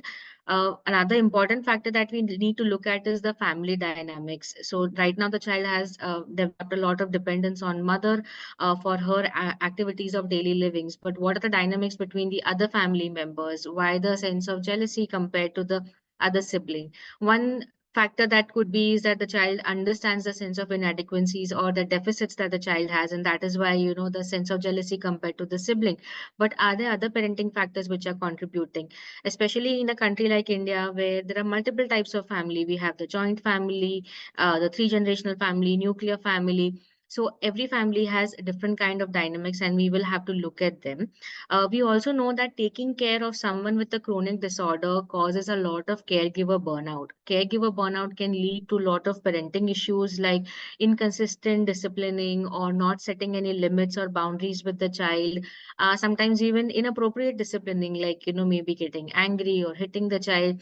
All of these things can lead to emotional and behavioral issues in children with cerebral palsy. Like we are doing right now, having this multidisciplinary team discussion, liaising with other specialties is very important. Like we saw that epilepsy or seizure disorder is very common in children with cerebral palsy, and we would probably require a pediatric neurologist, who is kind of liaising with us. Like in this case, we saw that the child had to undergo hysterectomy at the age of 17 and an oophorectomy followed that. So we might have to liaise with the gynecologist and question ourselves that, is there some hormonal thing which is underplaying all of the symptoms that are arising? Next slide, please. When it comes to management of children with cerebral palsy, we know that there is no cure per se. It is a lifelong disorder, but we do give symptomatic relief to the patient depending upon the symptoms that they are presenting with. In non-pharmacological management, first and foremost, we would have to look at the family parenting style, the limit setting that is happening, and the dynamics of the family. For the child who's struggling with emotional regulations issue, we can first of all find out what is the antecedent that is causing the certain kind of behaviors, if possible. We would have to also look at emotional regulation techniques and behavior therapy with the child. Social skill development is something that can go a long way because it can improve the chances of the child undergoing socialization. There are studies which have shown that the physical mobility which limits the child's socialization leads to an increased chances of child developing depression. Lastly, sometimes if there are complicated family dynamics, we might also be looking at family therapy.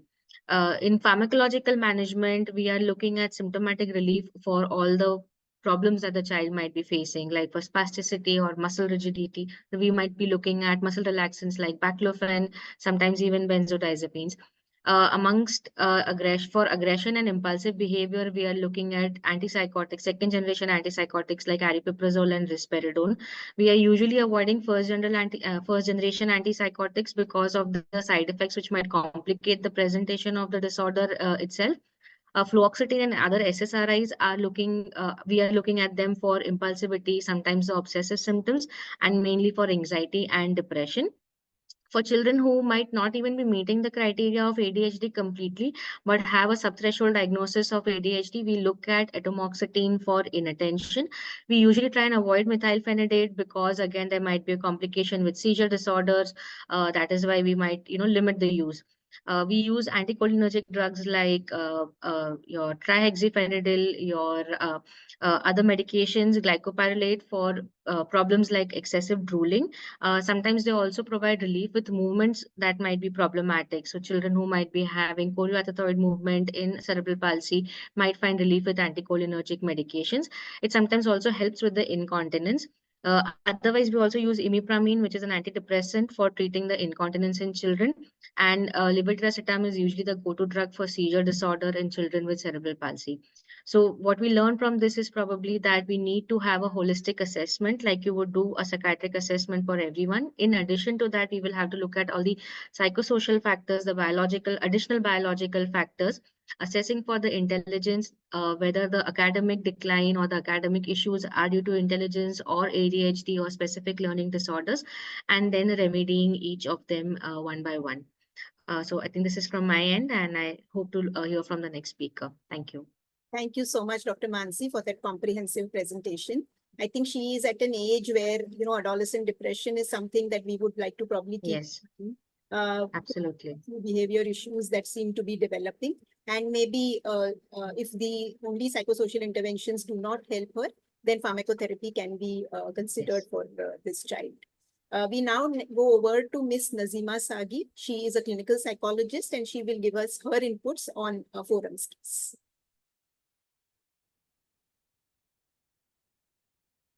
Ms. Nazima, are you there? Yes. Good morning, everybody. I'm Nazima. I'm a clinical psychologist in Mumbai. Thank you for giving me this opportunity to discuss this case. So, this is somewhat similar to what Dr. Mansi Jain has just spoken just now. So we are looking at the assessment when we start with the case history, birth history, developmental, educational, and all the related history things. Assessment of temperament of the child also helps to know what kind of temperament she has. Then interview with parents, interview with client. And then it is also important for us to have an IQ assessment to know what is the intelligence of the child. There are different IQ assessments available. Depending on the suitability for this child, we would use one of them. Psychoeducational assessment in case the intelligence is average or within the acceptable range for assessment of learning disability. We would also do an assessment for learning disability. Assessment of adaptive behavior, how the child is able to adapt to their environment, how are her adaptive skills, how's the social maturity. Then assessment of emotional and behavioral problems. As was noted in the beginning, she has some emotional and behavioral issues. So assessment for that would be important, an objective assessment. A projective assessment would be a thematic apperception test or a children's apperception test, depending on her social maturity. And finally, we would also assess her emotional regulation. There are many scales available for that, for example, DERS. So we would assess for those things.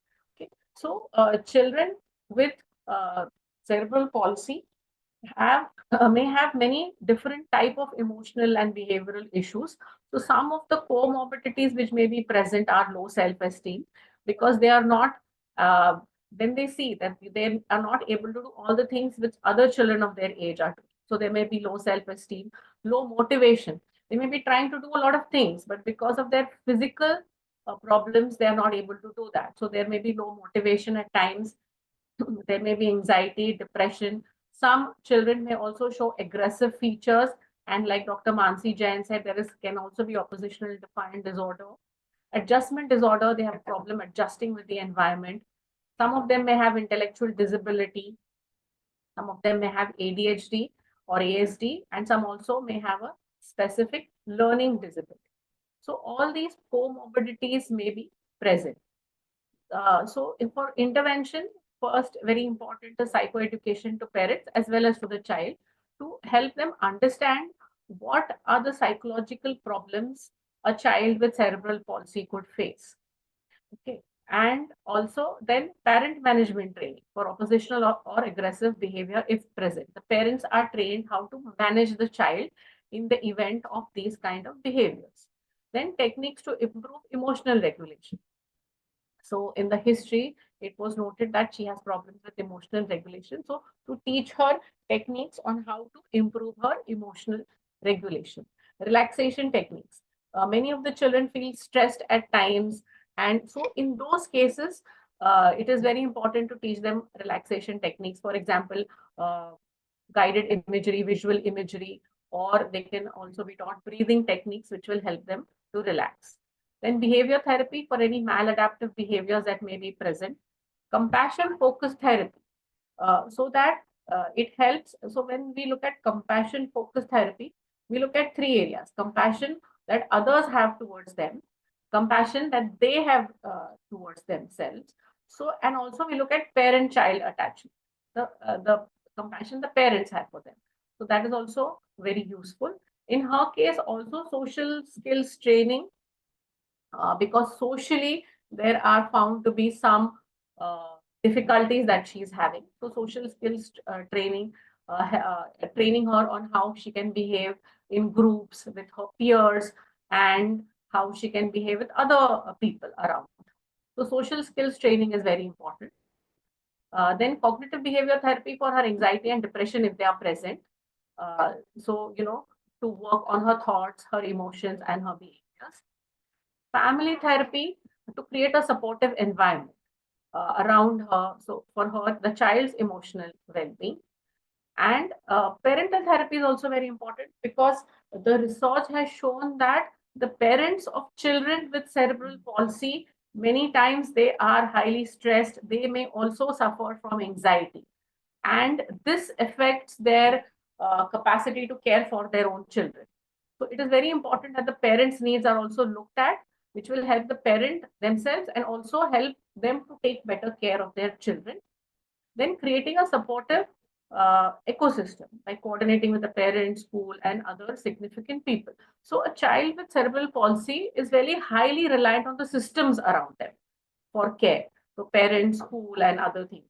So so that means the family, the school, even the social services around them, these factors will all interact with each other and will influence their mental health, mental well-being. So it's very important to create a supportive ecosystem all around the child, which supports the child in the best way for their daily activities, for their mental health, and so on. Okay, thank you. This was my presentation for today. Thank you for giving me this opportunity. Thank you so much, Nazima ma'am. I think I appreciate all the speakers for sticking to time. I have not had to intervene at all to tell them to, finish up with their talk. So thank you so much. Yes, I think in this child, regular psychotherapy by the clinical psychologist is going to play a very good role in building her motivation, as we understand that she's emotionally totally dependent only on the mother. So psychotherapy will play a very major role in improving her emotional state as well as her social skills. Thank you, Nazima ma'am. And now we go over to Dr. Usha Kassar. She is an occupational therapist and she'll give us her inputs on forum skills. Hello, good morning, everybody. Am I audible? Yes, you are. Okay, thank you. Thank you very much for the opportunity. And so I'm Dr. Usha Kasar. I'm assistant professor at Occupation Department of Occupational Therapy, St. GS Medical College. And from the occupational therapy perspective, since this is already a girl who's almost 18 years old, so my focuses would be more about working on her activities of daily living. So along with my informal assessments and observations, I would focus more on using standardized assessment scales as well. So that is using functional independence measure or the PEDI-CAT. So major areas from what was presented seems to be more about dressing, areas of concern, dressing, grooming, toileting, feeding, and bathing skills. In terms of behavior, again, emotional regulation, attention-seeking behaviors, and social interaction, which could be probably due to the drooling or because of the inappropriate laughter. So a child behavior checklist or a brief scale would do a good behavioral assessment. Social participation seems there seems to be difficulty with peer interactions, family dynamics, and community involvement. And also occupations, because she's an 18-year-old girl not attending any regular school or any formal or informal education, understanding her perception and occupational competence and what is important to her. I guess that is something that we will have to focus with her. So we have a child occupational self-assessment scale where, we can interview the child and try and find out what are her views or her expectations about doing her daily routine activities, how important they are for her. So that also gives an insight to the child as to what is important for her and what is not. Right? Can we go to the next one? So in terms of interventions, as I said, ADL, since the child is almost 18 years, mother is having prolapsed intervertebral disc. So her independence in ADL, so that will reduce a lot of burden from the caretaker as well. So dressing, when we are thinking about it, is breaking down the dressing task into steps, practicing with supervision since there is a lot of motor difficulty, and gradually reducing the assistance and incorporating into the daily routine with a lot of positive reinforcement. Grooming and bathing. Here, what is very important is along with the adaptations, teaching safe and effective use of the tools. So even when we are considering bathing and all, because of the motor difficulties, safety is something where, she should not slip or she should not fall because that can give other additional problems as well. And of course, even toileting, training in safe transfers. So here, what we would focus on is more about her safety and fall preventions as well. In terms of behavior, I guess a lot of deep breathing and relaxation techniques using visual schedules to provide structure and predictability to her, implementing behavior modification plans to address attention-seeking behaviors. So probably the inappropriate laughters are more about attention-seeking behaviors where she wants to involve into communicating in a group or communicating with people that are coming. So using a lot of the behavior modification plans will help in getting those attention-seeking behaviors, making her aware of the behaviors. Social skills trainings, as somebody had previously said, about conducting social skill groups to practice peer interaction. So we can start with some smaller groups and use social stories to teach appropriate social behaviors. Social participation, where family dynamics, where we are engaging the family in the therapy sessions to teach support techniques, provide education on handling emotional and behavioral issues, so where the parents or the family members will have to be told about that, about the hormonal changes that are happening, how it is going to affect her moods or behaviors, and the emotional regulation difficulty that she's having. And a lot of community involvement. So planning outings to build her confidence and social skills, and collaborating with community programs to facilitate inclusion. So here a lot of emphasis will have to be also be placed on the access, how easily access it is for her, so that she can access the environmental barriers and go out into the community. So these would be the key focuses that as an occupational therapist, I would intervene. Thank you so much. Thank you, Dr. Usha. That was very well put up. I think occupational involvement is really the key. Yes. We have seen she's probably watching TV the entire day and True. not engaging into many occupational activities. So I Hmm. think that is going to be the key takeaway from your talk that the occupational therapist would work on. And I also like the fact that we should start advocating for accessibility. True. Absolutely true. Yes. Patients so that ramps are available everywhere and these patients are able to access all the community and the public facilities which are available in our country. Thank you, Dr. Usha. Now we will have the speech therapist Sayeda Hashmani give us her insights onto the case of Forum. Good morning, everyone. My name is Sayeda Hashmani. I am an assistant professor at Audiology and Speech Therapy Department at Nayar Hospital. So when we are looking at this case of a child who is an 18-year-old with spastic quadriplegia, we can go to the assessments. Assessment slides, yes. So our first aim is going to be the assessments in terms of audiological assessments that we're going to do to see if the child is having any significant hearing difficulties or deficits. Other than that, when we start with the speech and language evaluation, since the case history mentions that the child has significant issues and difficulties with drooling, the first assessment that we have to do in detail is the oral peripheral mechanism examination, where we are going to assess in detail the oral structures in terms of their appearance, their vegetative functions, and all the movements of the tongue in terms of range of motion, strengths, all of those, because that is going to be a major that's going to be a major contributor in terms of articulation, in terms of fluency, in terms of voice, in terms of reading, in terms of swallowing, all of those things. Next, we're going to go on to cranial nerve assessments. The major cranial nerves that we are going to be focusing on will be cranial nerve number 5, 7, 9, 10, and 12, which are the cranial nerves which are actively involved in speech and swallowing. The next, like it was mentioned in the case history, that the child has no significant speech delay and the child speaks in full sentences. However, it is very important to assess the receptive and expressive language as well as the vocabulary of the child, since we are dealing with a child who is an 18-year-old.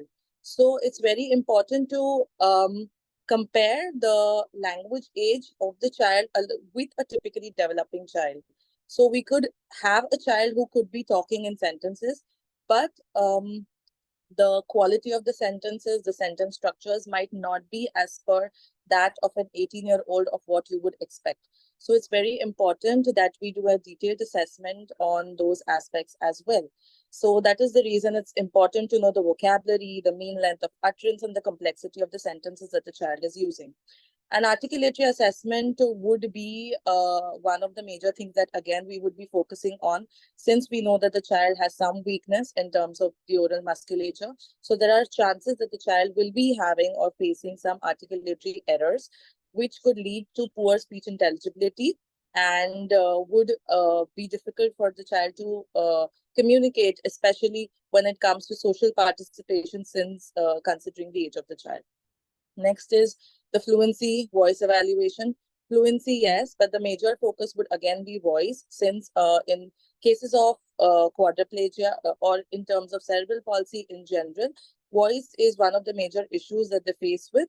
And that is the reason, since due to poor breath support, the pitch, the voice characteristics are not the same as what you would expect. So that would be one of the major areas too. Then coming to pragmatic evaluations and evaluations of social communication, we know that we are communicating to be involved in a social environment. So it's important that we focus a lot. Our assessments should be based on a lot of social communication, and in social settings. One of the things that was mentioned in the case history was that the child is having deficits and difficulties to socialize, especially when it comes to drooling.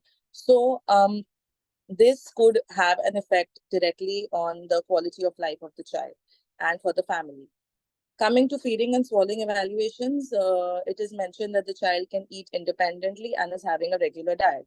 However, it is important to know that so in feeding and swallowing, there are a lot of more aspects which are involved in terms of the sensory deficits. Since drooling has been present in this child, it could be one of a sensory deficit where the child is not able to adequately understand or is able to have that sensory input in terms of drooling, where she should be able to control her drooling and use certain strategies for the same.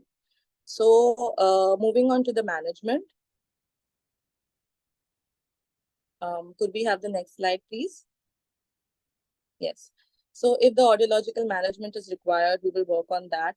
For oromotor, we will work a lot in terms of strengthening exercises for the child to manage the oromotor weakness that we are dealing with. We will work a lot on reception and expressive language of the child.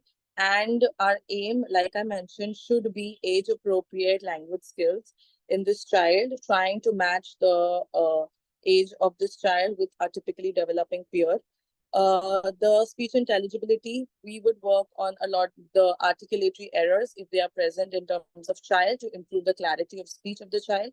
And in terms of voice quality, and we will work a lot, and respiration, we will work a lot on breathing, and since that helps in a lot, it helps in respiration and phonation coordination, which will directly or indirectly affect your voice quality. So for these children, we see that poor breath support is there. Sorry to interrupt, but we'll have to wind up. Yes, we are just finishing. Then we will focus on a lot of feeding and swallowing deficits, in which we will focus on postural corrections, modification in terms of consistencies. Social communication, my colleagues, Nazima ma'am has taken up, Usha ma'am has taken up. So that is one of the other aspects which will help in quality of life. And sensory awareness in terms of oral musculature, majorly in terms of drooling and feeding deficits would be the one that we would consider. So that is an overall gist of what we would consider in terms of management of speech and swallowing deficits in this child. Thank you so much, Saida. That was very comprehensive. I think somewhere probably Forum is lucky that she does not require too many speech therapy interventions, as it's very difficult to get hold of speech therapists and get their appointments. But yes, you do have a great role to play in helping patients with cerebral palsy, because almost 75% of patients with cerebral palsy will have speech language difficulties. We now move on to Ishita. She is a special educator and will give her inputs on how we can help for her. Namaste everyone, and thank you for giving me this opportunity. I'm a clinical psychologist, arts-based therapy, and a special educator, and working with Dilko Special School and SNDT Department of Special Education. Next slide, please. Next slide, please. Yeah. As a special educator, since this girl is 18 years old, we need to go through an individual education plan, which was planned by her special educator, where she was having a special education program as a homebound program. We need to go through the individualized education plan. And based on that plan, we need to see what is an IVTP plan that I can plan for her. What is an individualized vocational transition plan that I can plan for this girl? As we see that the most of the free time the child is using is watching screen, and we need to engage the child and train the child in developing any recreational activity or leisure activity where she can use that time in developing some skills or developing some product and training her to learn recreational leisure activity. To do that, firstly, as a special educator, we need to understand what is the current performance level of the child, what are her strengths, and what are our interest area, and based on those we need to plan a realistic goal, taking in mind and keeping in mind the view and direction given by other multidisciplinary team, and also including the sibling as a peer group or sibling as her buddy, because we could see in the case study that there are lots of problems the child is facing. There is jealousy with siblings, so we need to include sibling as a main stakeholder, which will help them build rapport. And once the special educator is not there, it's a sibling who is taking care, and both of them working together to develop that skills. Patience is a key when we work with children with CP or when we work with children with special needs. As a special educator, when we have realistic goals, at the same time, we need to be very patient with the child, because if not, there would be frustration and other behavioral problems coming up with this child. Next slide, please. Next slide. It is very important to see what is the positioning that we are giving to the child in the classroom or in the workplace that we are going to look for her, and also need to look the positioning of the child in her home environment. It is important the position should be such where she is as independent as possible, where she can get help, and there need to be some kind of adaptation and modification need to be made in her environment to make her independent. Most importantly is we need to maintain the communication with the child and the family members, and the functional position is very, very important. When we look into planning of IVTP positioning of the child, we need to also see what is the current level of performance based on the assessment, which will help us know what is the current level of performance in this gross motor, in her fine motor, in her ADL, in her language, and need to train the child with this regards to functional academic skills. Next slide, please. We need to plan small breakup activity, even if the child has a strength, even if the child is capable enough, we need to see how much we can make an individual to do. We need to plan the activity with a breakup activity. It should move from simple to complex so that the self-confidence and self-esteem is not taken down. Always move from simple to complex. Always need to move from known to unknown so that child has a confidence, okay, I know this and now this is what I'm going to learn. And also provide an opportunity to the child to share her strategies and her ideas, wherein we can use her method to train her. Provide copies, provide visual schedules, provide her notes so that she can go through it. Provide clear and simple instruction. There are no too many instruction need to be given. Simple instruction.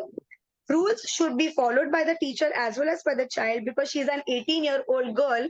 I need to have that friendly environment and good positive rapport so that she connects with me, and there should be not much of student-teacher environment, and it should be a friendly environment where she is able to clearly express her thoughts and feelings. Need to plan behavior modification to understand what is the real reason for attention. As we see in the case study, child is most of the time wanting to talk to people, means she is need in social environment, she needs that social connect, she needs that friends, and wherein we can involve extended family members and her sibling to be the part of a social team. provide use of alternative communication forms. We can provide communication device, we can make use of technology to help the child, and we can also help other people how they can connect with her. Teach peer how to interact with the child and communication device to use. We need to teach the peer and as well as the sibling how to connect with her and how to understand each other's emotions and feelings. Because most of the time in my experience, I feel that sibling feels that parents are more caring towards this child, and this child feels that the parents are giving more opportunity to her and not to me. So it is very important to have family programs. It is very important to have sibling programs together and plan activities with families and the child. Next slide, please. Next slide. We need to not just judge the child looking at the disability, but we need to see what are her strengths, what are her interest area, and in what way we can use those strength and interest area to help her be independent and bloom like a beautiful flower. Thank you so much. Thank you, Ishita. You ended on a wonderful note. I think there was a wonderful discussion that we have had. All the specialities have given their inputs, and I'm sure that is going to help Dr. Shraddha Diwan plan better therapeutic approach for forum. If the audience has any questions, you may put them up in the chat box. Meanwhile, let me start with asking a couple of questions. I would first like to ask Dr. Shraddha Diwan, how often is physiotherapy happening for this patient at this point in time? In fact, how many hours of physiotherapy a week, and what are the other therapies, and how many hours of other therapies are happening for forum at this point? Currently, the patient is taking physiotherapy on alternate day basis, and she is going to one of the community center. One peer group activity is already going on where other disabled children are coming. So that is in total 4 therapy sessions. They are doing some group activity. Okay. That's it, ma'am. And no other therapy she is taking. Okay. So I guess this will help us probably involve more and more specialities in order to give her a holistic benefit. Thank you so much, Dr. Shraddha Diwan. I would like to ask Dr. Usha Kasar. We have seen that this child has postural insecurity. Yes. And with the limited mobility that this child has, how can we help her? Because, you know, most of the times when there is postural insecurity or gravitational insecurity, you want the child to use garden equipments or, you know, use those kinds of equipments to improve on that. But with this child, I don't know, are there any activities that can be done in order to help with her postural insecurity? Hello. Yeah, we can use a lot of vestibular inputs, you know. So probably, but with her, since she's already 18, it is going to be difficult to handle her on vestibular equipments and all those things. And right now, challenging her balance so much would not be very feasible for her, or she may not be very comfortable doing that as well. You have to understand the age of the child as well, not just that because you have to do therapy, you do whatever it is. But considering her age, a lot of help for her for, providing a lot of support, a lot of adaptations, because if she gets more into those fears, she's going to develop a lot of anxieties, and then slowly what it does, it takes away the motivation of the child also to get involved into activities. Right. So what I would always prefer is that you give some amount of stability, try to achieve some amount of function, and then probably slowly and gradually reduce those supports rather than immediately trying to work on whatever it is. If it would have been a younger child, so my priorities, my goals would change accordingly also, because if it is a younger child, I would be more intensive in terms of, getting him to be more independent, getting over the insecurities and all those things. But here I would be a little slow, a little gradual, because my goal would be for her to get involved into her daily routine activities, so that the mother or the caretaker, whoever is there, also gets relieved accordingly. Thank you. Thank you so much, Dr. Usha. And I think this is where the multidisciplinary team will have an advantage over a single therapist working with a patient, because these inputs will help us form goals by every individual as well. Thank you. I go over to Nazima ma'am. I think since we are talking a little bit about anxiety and fear, are there any specific relaxation techniques or techniques that you would like to use to improve her anxiety and her fear? Yeah, hi. So relaxation techniques, I had already mentioned that, she can use deep breathing techniques. You have a 6-6-6 technique, wherein you breathe in for 6 seconds, you hold for 6 seconds, and then you release it for 6 seconds. That is one breathing technique that can be used. Another relaxation technique can be used is guided imaging, using visual imagery. She can imagine a safe place, and that helps reduce the stress. She can imagine a safe place. That is one visual imagery that can be used. And what was your second question? Sorry. No, about anxiety. Anxiety and fear that she's having. Yeah. So therapy for anxiety and fear, we have to look at the thoughts. So if you're looking at CBT, okay, CBT, when we do with her, we have to also see what is her intellectual level. Okay, so I had talked about doing an IQ assessment and a VABS, that is Vineland Adaptive Behavior Scale. Looking at the results of that, we'll know what is her social maturity, and then using an age appropriate, I would say mental age appropriate CBT with her. If we find that she has average IQ and average adaptability skills, then we could use CBT for children and adolescents with her. But if we find that her IQ is a little lower and her adaptability is lower, then we could use visual CBT with her. CBT with pictures. Okay. So, and what do we do in CBT? We are looking to identify her thoughts. What are the thoughts which are causing these anxiety? Also looking at her emotions. What are the emotions that she's feeling? And then we look at the behavior. So working on the thoughts, emotions, and behaviors using CBT will help her to reduce her anxiety and fear. And using the relaxation technique that we just mentioned. Yeah, thank you. Thank you so much. We have a few questions from the audience now. I think what all tasks you give in group activities? Maybe I think Dr. Shraddha Diwan might want to answer because she's already going for some group activity sessions.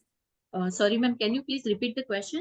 What all tasks you give in group activities? This is asked by Ms. Jaya Jacob. Yes. So currently, as I said earlier, she is taking physiotherapy thrice a week, and one day they are doing the group activity. What they have done is they have enabled all the kids with disability or smartphone. They have made a small WhatsApp group, and they are talking and chatting individually. The children themselves, these are the adolescents, they themselves decide few activities, they're meeting, and the parents they are doing group activity like the parent is pushing the wheelchair fast at different speed levels, and that is how they are exploring, they are exposing the child to different vestibular stimulation. They are encouraging the patients to manipulate the wheelchair on their own, because we are working on the upper extremity strengthening, and she might not be able to cooperate in a routine strengthening protocol. So this fun activities are happening. Wheelchair race they are doing. They are playing the musical chair with the wheelchair, and that is how they are exploring the vestibular system and reducing the postural insecurity. I hope that answers the question. Right, yes. We have another question. What are the activities given for odometer strengthening in this case? Dr. Shraddha, you would want to answer? Yes, in the oromotor strengthening, like she is lacking in the leaf closure, so we are working on the the oral musculature, where she is just holding the spoon, or she is holding the simple like the carrot she is holding, and we are trying to pull it up, or the sucking, where she is sucking with the straw, and we are just restricting the the diameter, or just we are preparing the different liquid which are thick, and that is how she has to put more effort on the sucking. That is how we are working on the oromotor strengthening. I think Dr. Usha can share few tips.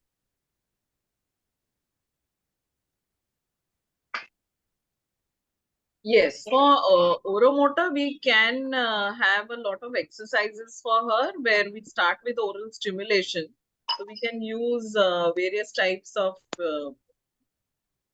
textures in the mouth that would help in getting her muscles to get activated. A lot of stretching of the oral muscles that will also help in getting them more activated and facilitate those oral structures. Using a lot of sensory feedbacks like icing. So all those will help, and exercises along with that, that would be like blowing or chewing or biting and all these things. That will help her a lot in the oromotor exercises. But at the same time, I would like to highlight the point that drooling happens only when she is emotionally excited. So that excitement level need to be tackled at other level. This is genuinely not the oral issue. It is the emotional issue which inhibits that social participation. Right. And I think since we are running out of time, one last question. A child of 4.5 years, 4.7 years, male child undergoing training, wants to learn play activities well, but does not want to learn reading letters. Maybe Dr. The special educators can probably answer this.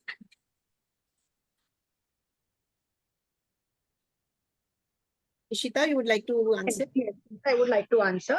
Can I get to know the question again, please? A child of 4.7 years undergoing training wants to learn play activities well, but does not want to learn reading letters. As a special educator, we can use a playway method or an art-based therapy method where we are using a multi-sensory approach, and child feels that he's playing, but at the same time, it is a goal that is planned by the teacher. So teacher is planning a goal where we need to teach her the letters and the phonemes or the sounds or the academic thing, but it is taught in a playway method using multi-sensory approach. For example, I can use a game where I say, come on, there are lots of objects here, and I need to find some objects with sounds with starts with a or with sounds with b, and who are the children who are going to find the sound or objects of those sounds first. And I could include those activities in a form of game, and child feels that he is playing or he is enjoying or he is learning, but at the same time he is learning some new words. Like I do this with my 4-year-old kids, where I teach them about different alphabets, different sounds, different fruits, and I say it's a group game. Come on, now let us play. Speak. So child will say, okay, what to speak now? Can we speak names of fruits? Okay, so one child will say name of a fruit is apple. Oh, it starts with what? Ah, can any other fruits that you can tell me? Oh, it's mango. Okay, so mango starts with and that is the way we include playway method to teach academics, because it is not just this child with ADHD, but any child will enjoy playing with compared to academics. So we need to convert our academic into playway method, and that is what we special educator do. Right. Great. Thank you so much, Ishita. I think it has been a wonderful discussion. Sunday morning, very well spent by all of us, the participants, the speakers. We have had very comprehensive discussions, and it has given us a lot of insight into how to manage these patients with developmental disorders. It will make us better doctors, better therapists, and help our patients much better. I thank all the speakers once again for their comprehensive inputs and sticking to time. And I thank IPS West Zone and all the other associations for putting this up every month. Over to Dr. Jyoti Shetty.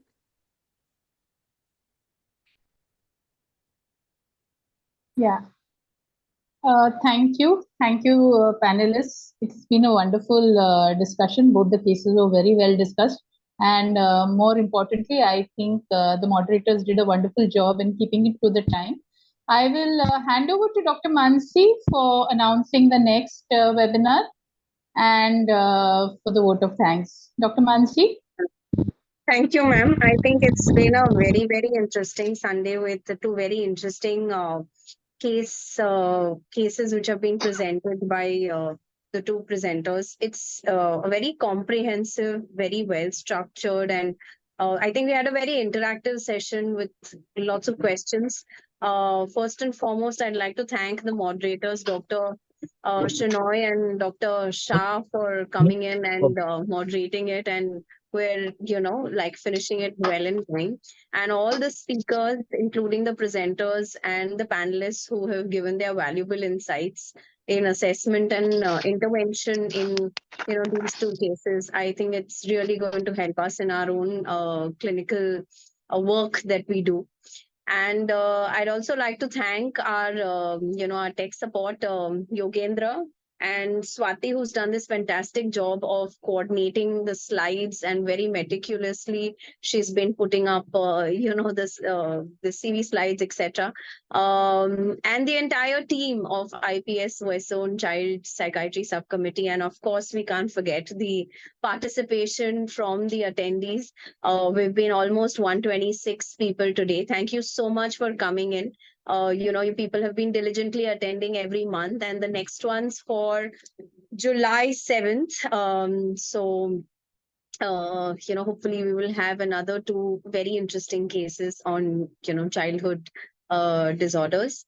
Till then, have a great weekend, and let's look forward to meeting once again next month. I hope I haven't missed thanking anyone else. But and also thank you very much, Alka ma'am, Jyoti ma'am, and of course Meena ma'am, and all the senior faculty. I'm sorry if I've missed out any, and everyone in the group for putting this so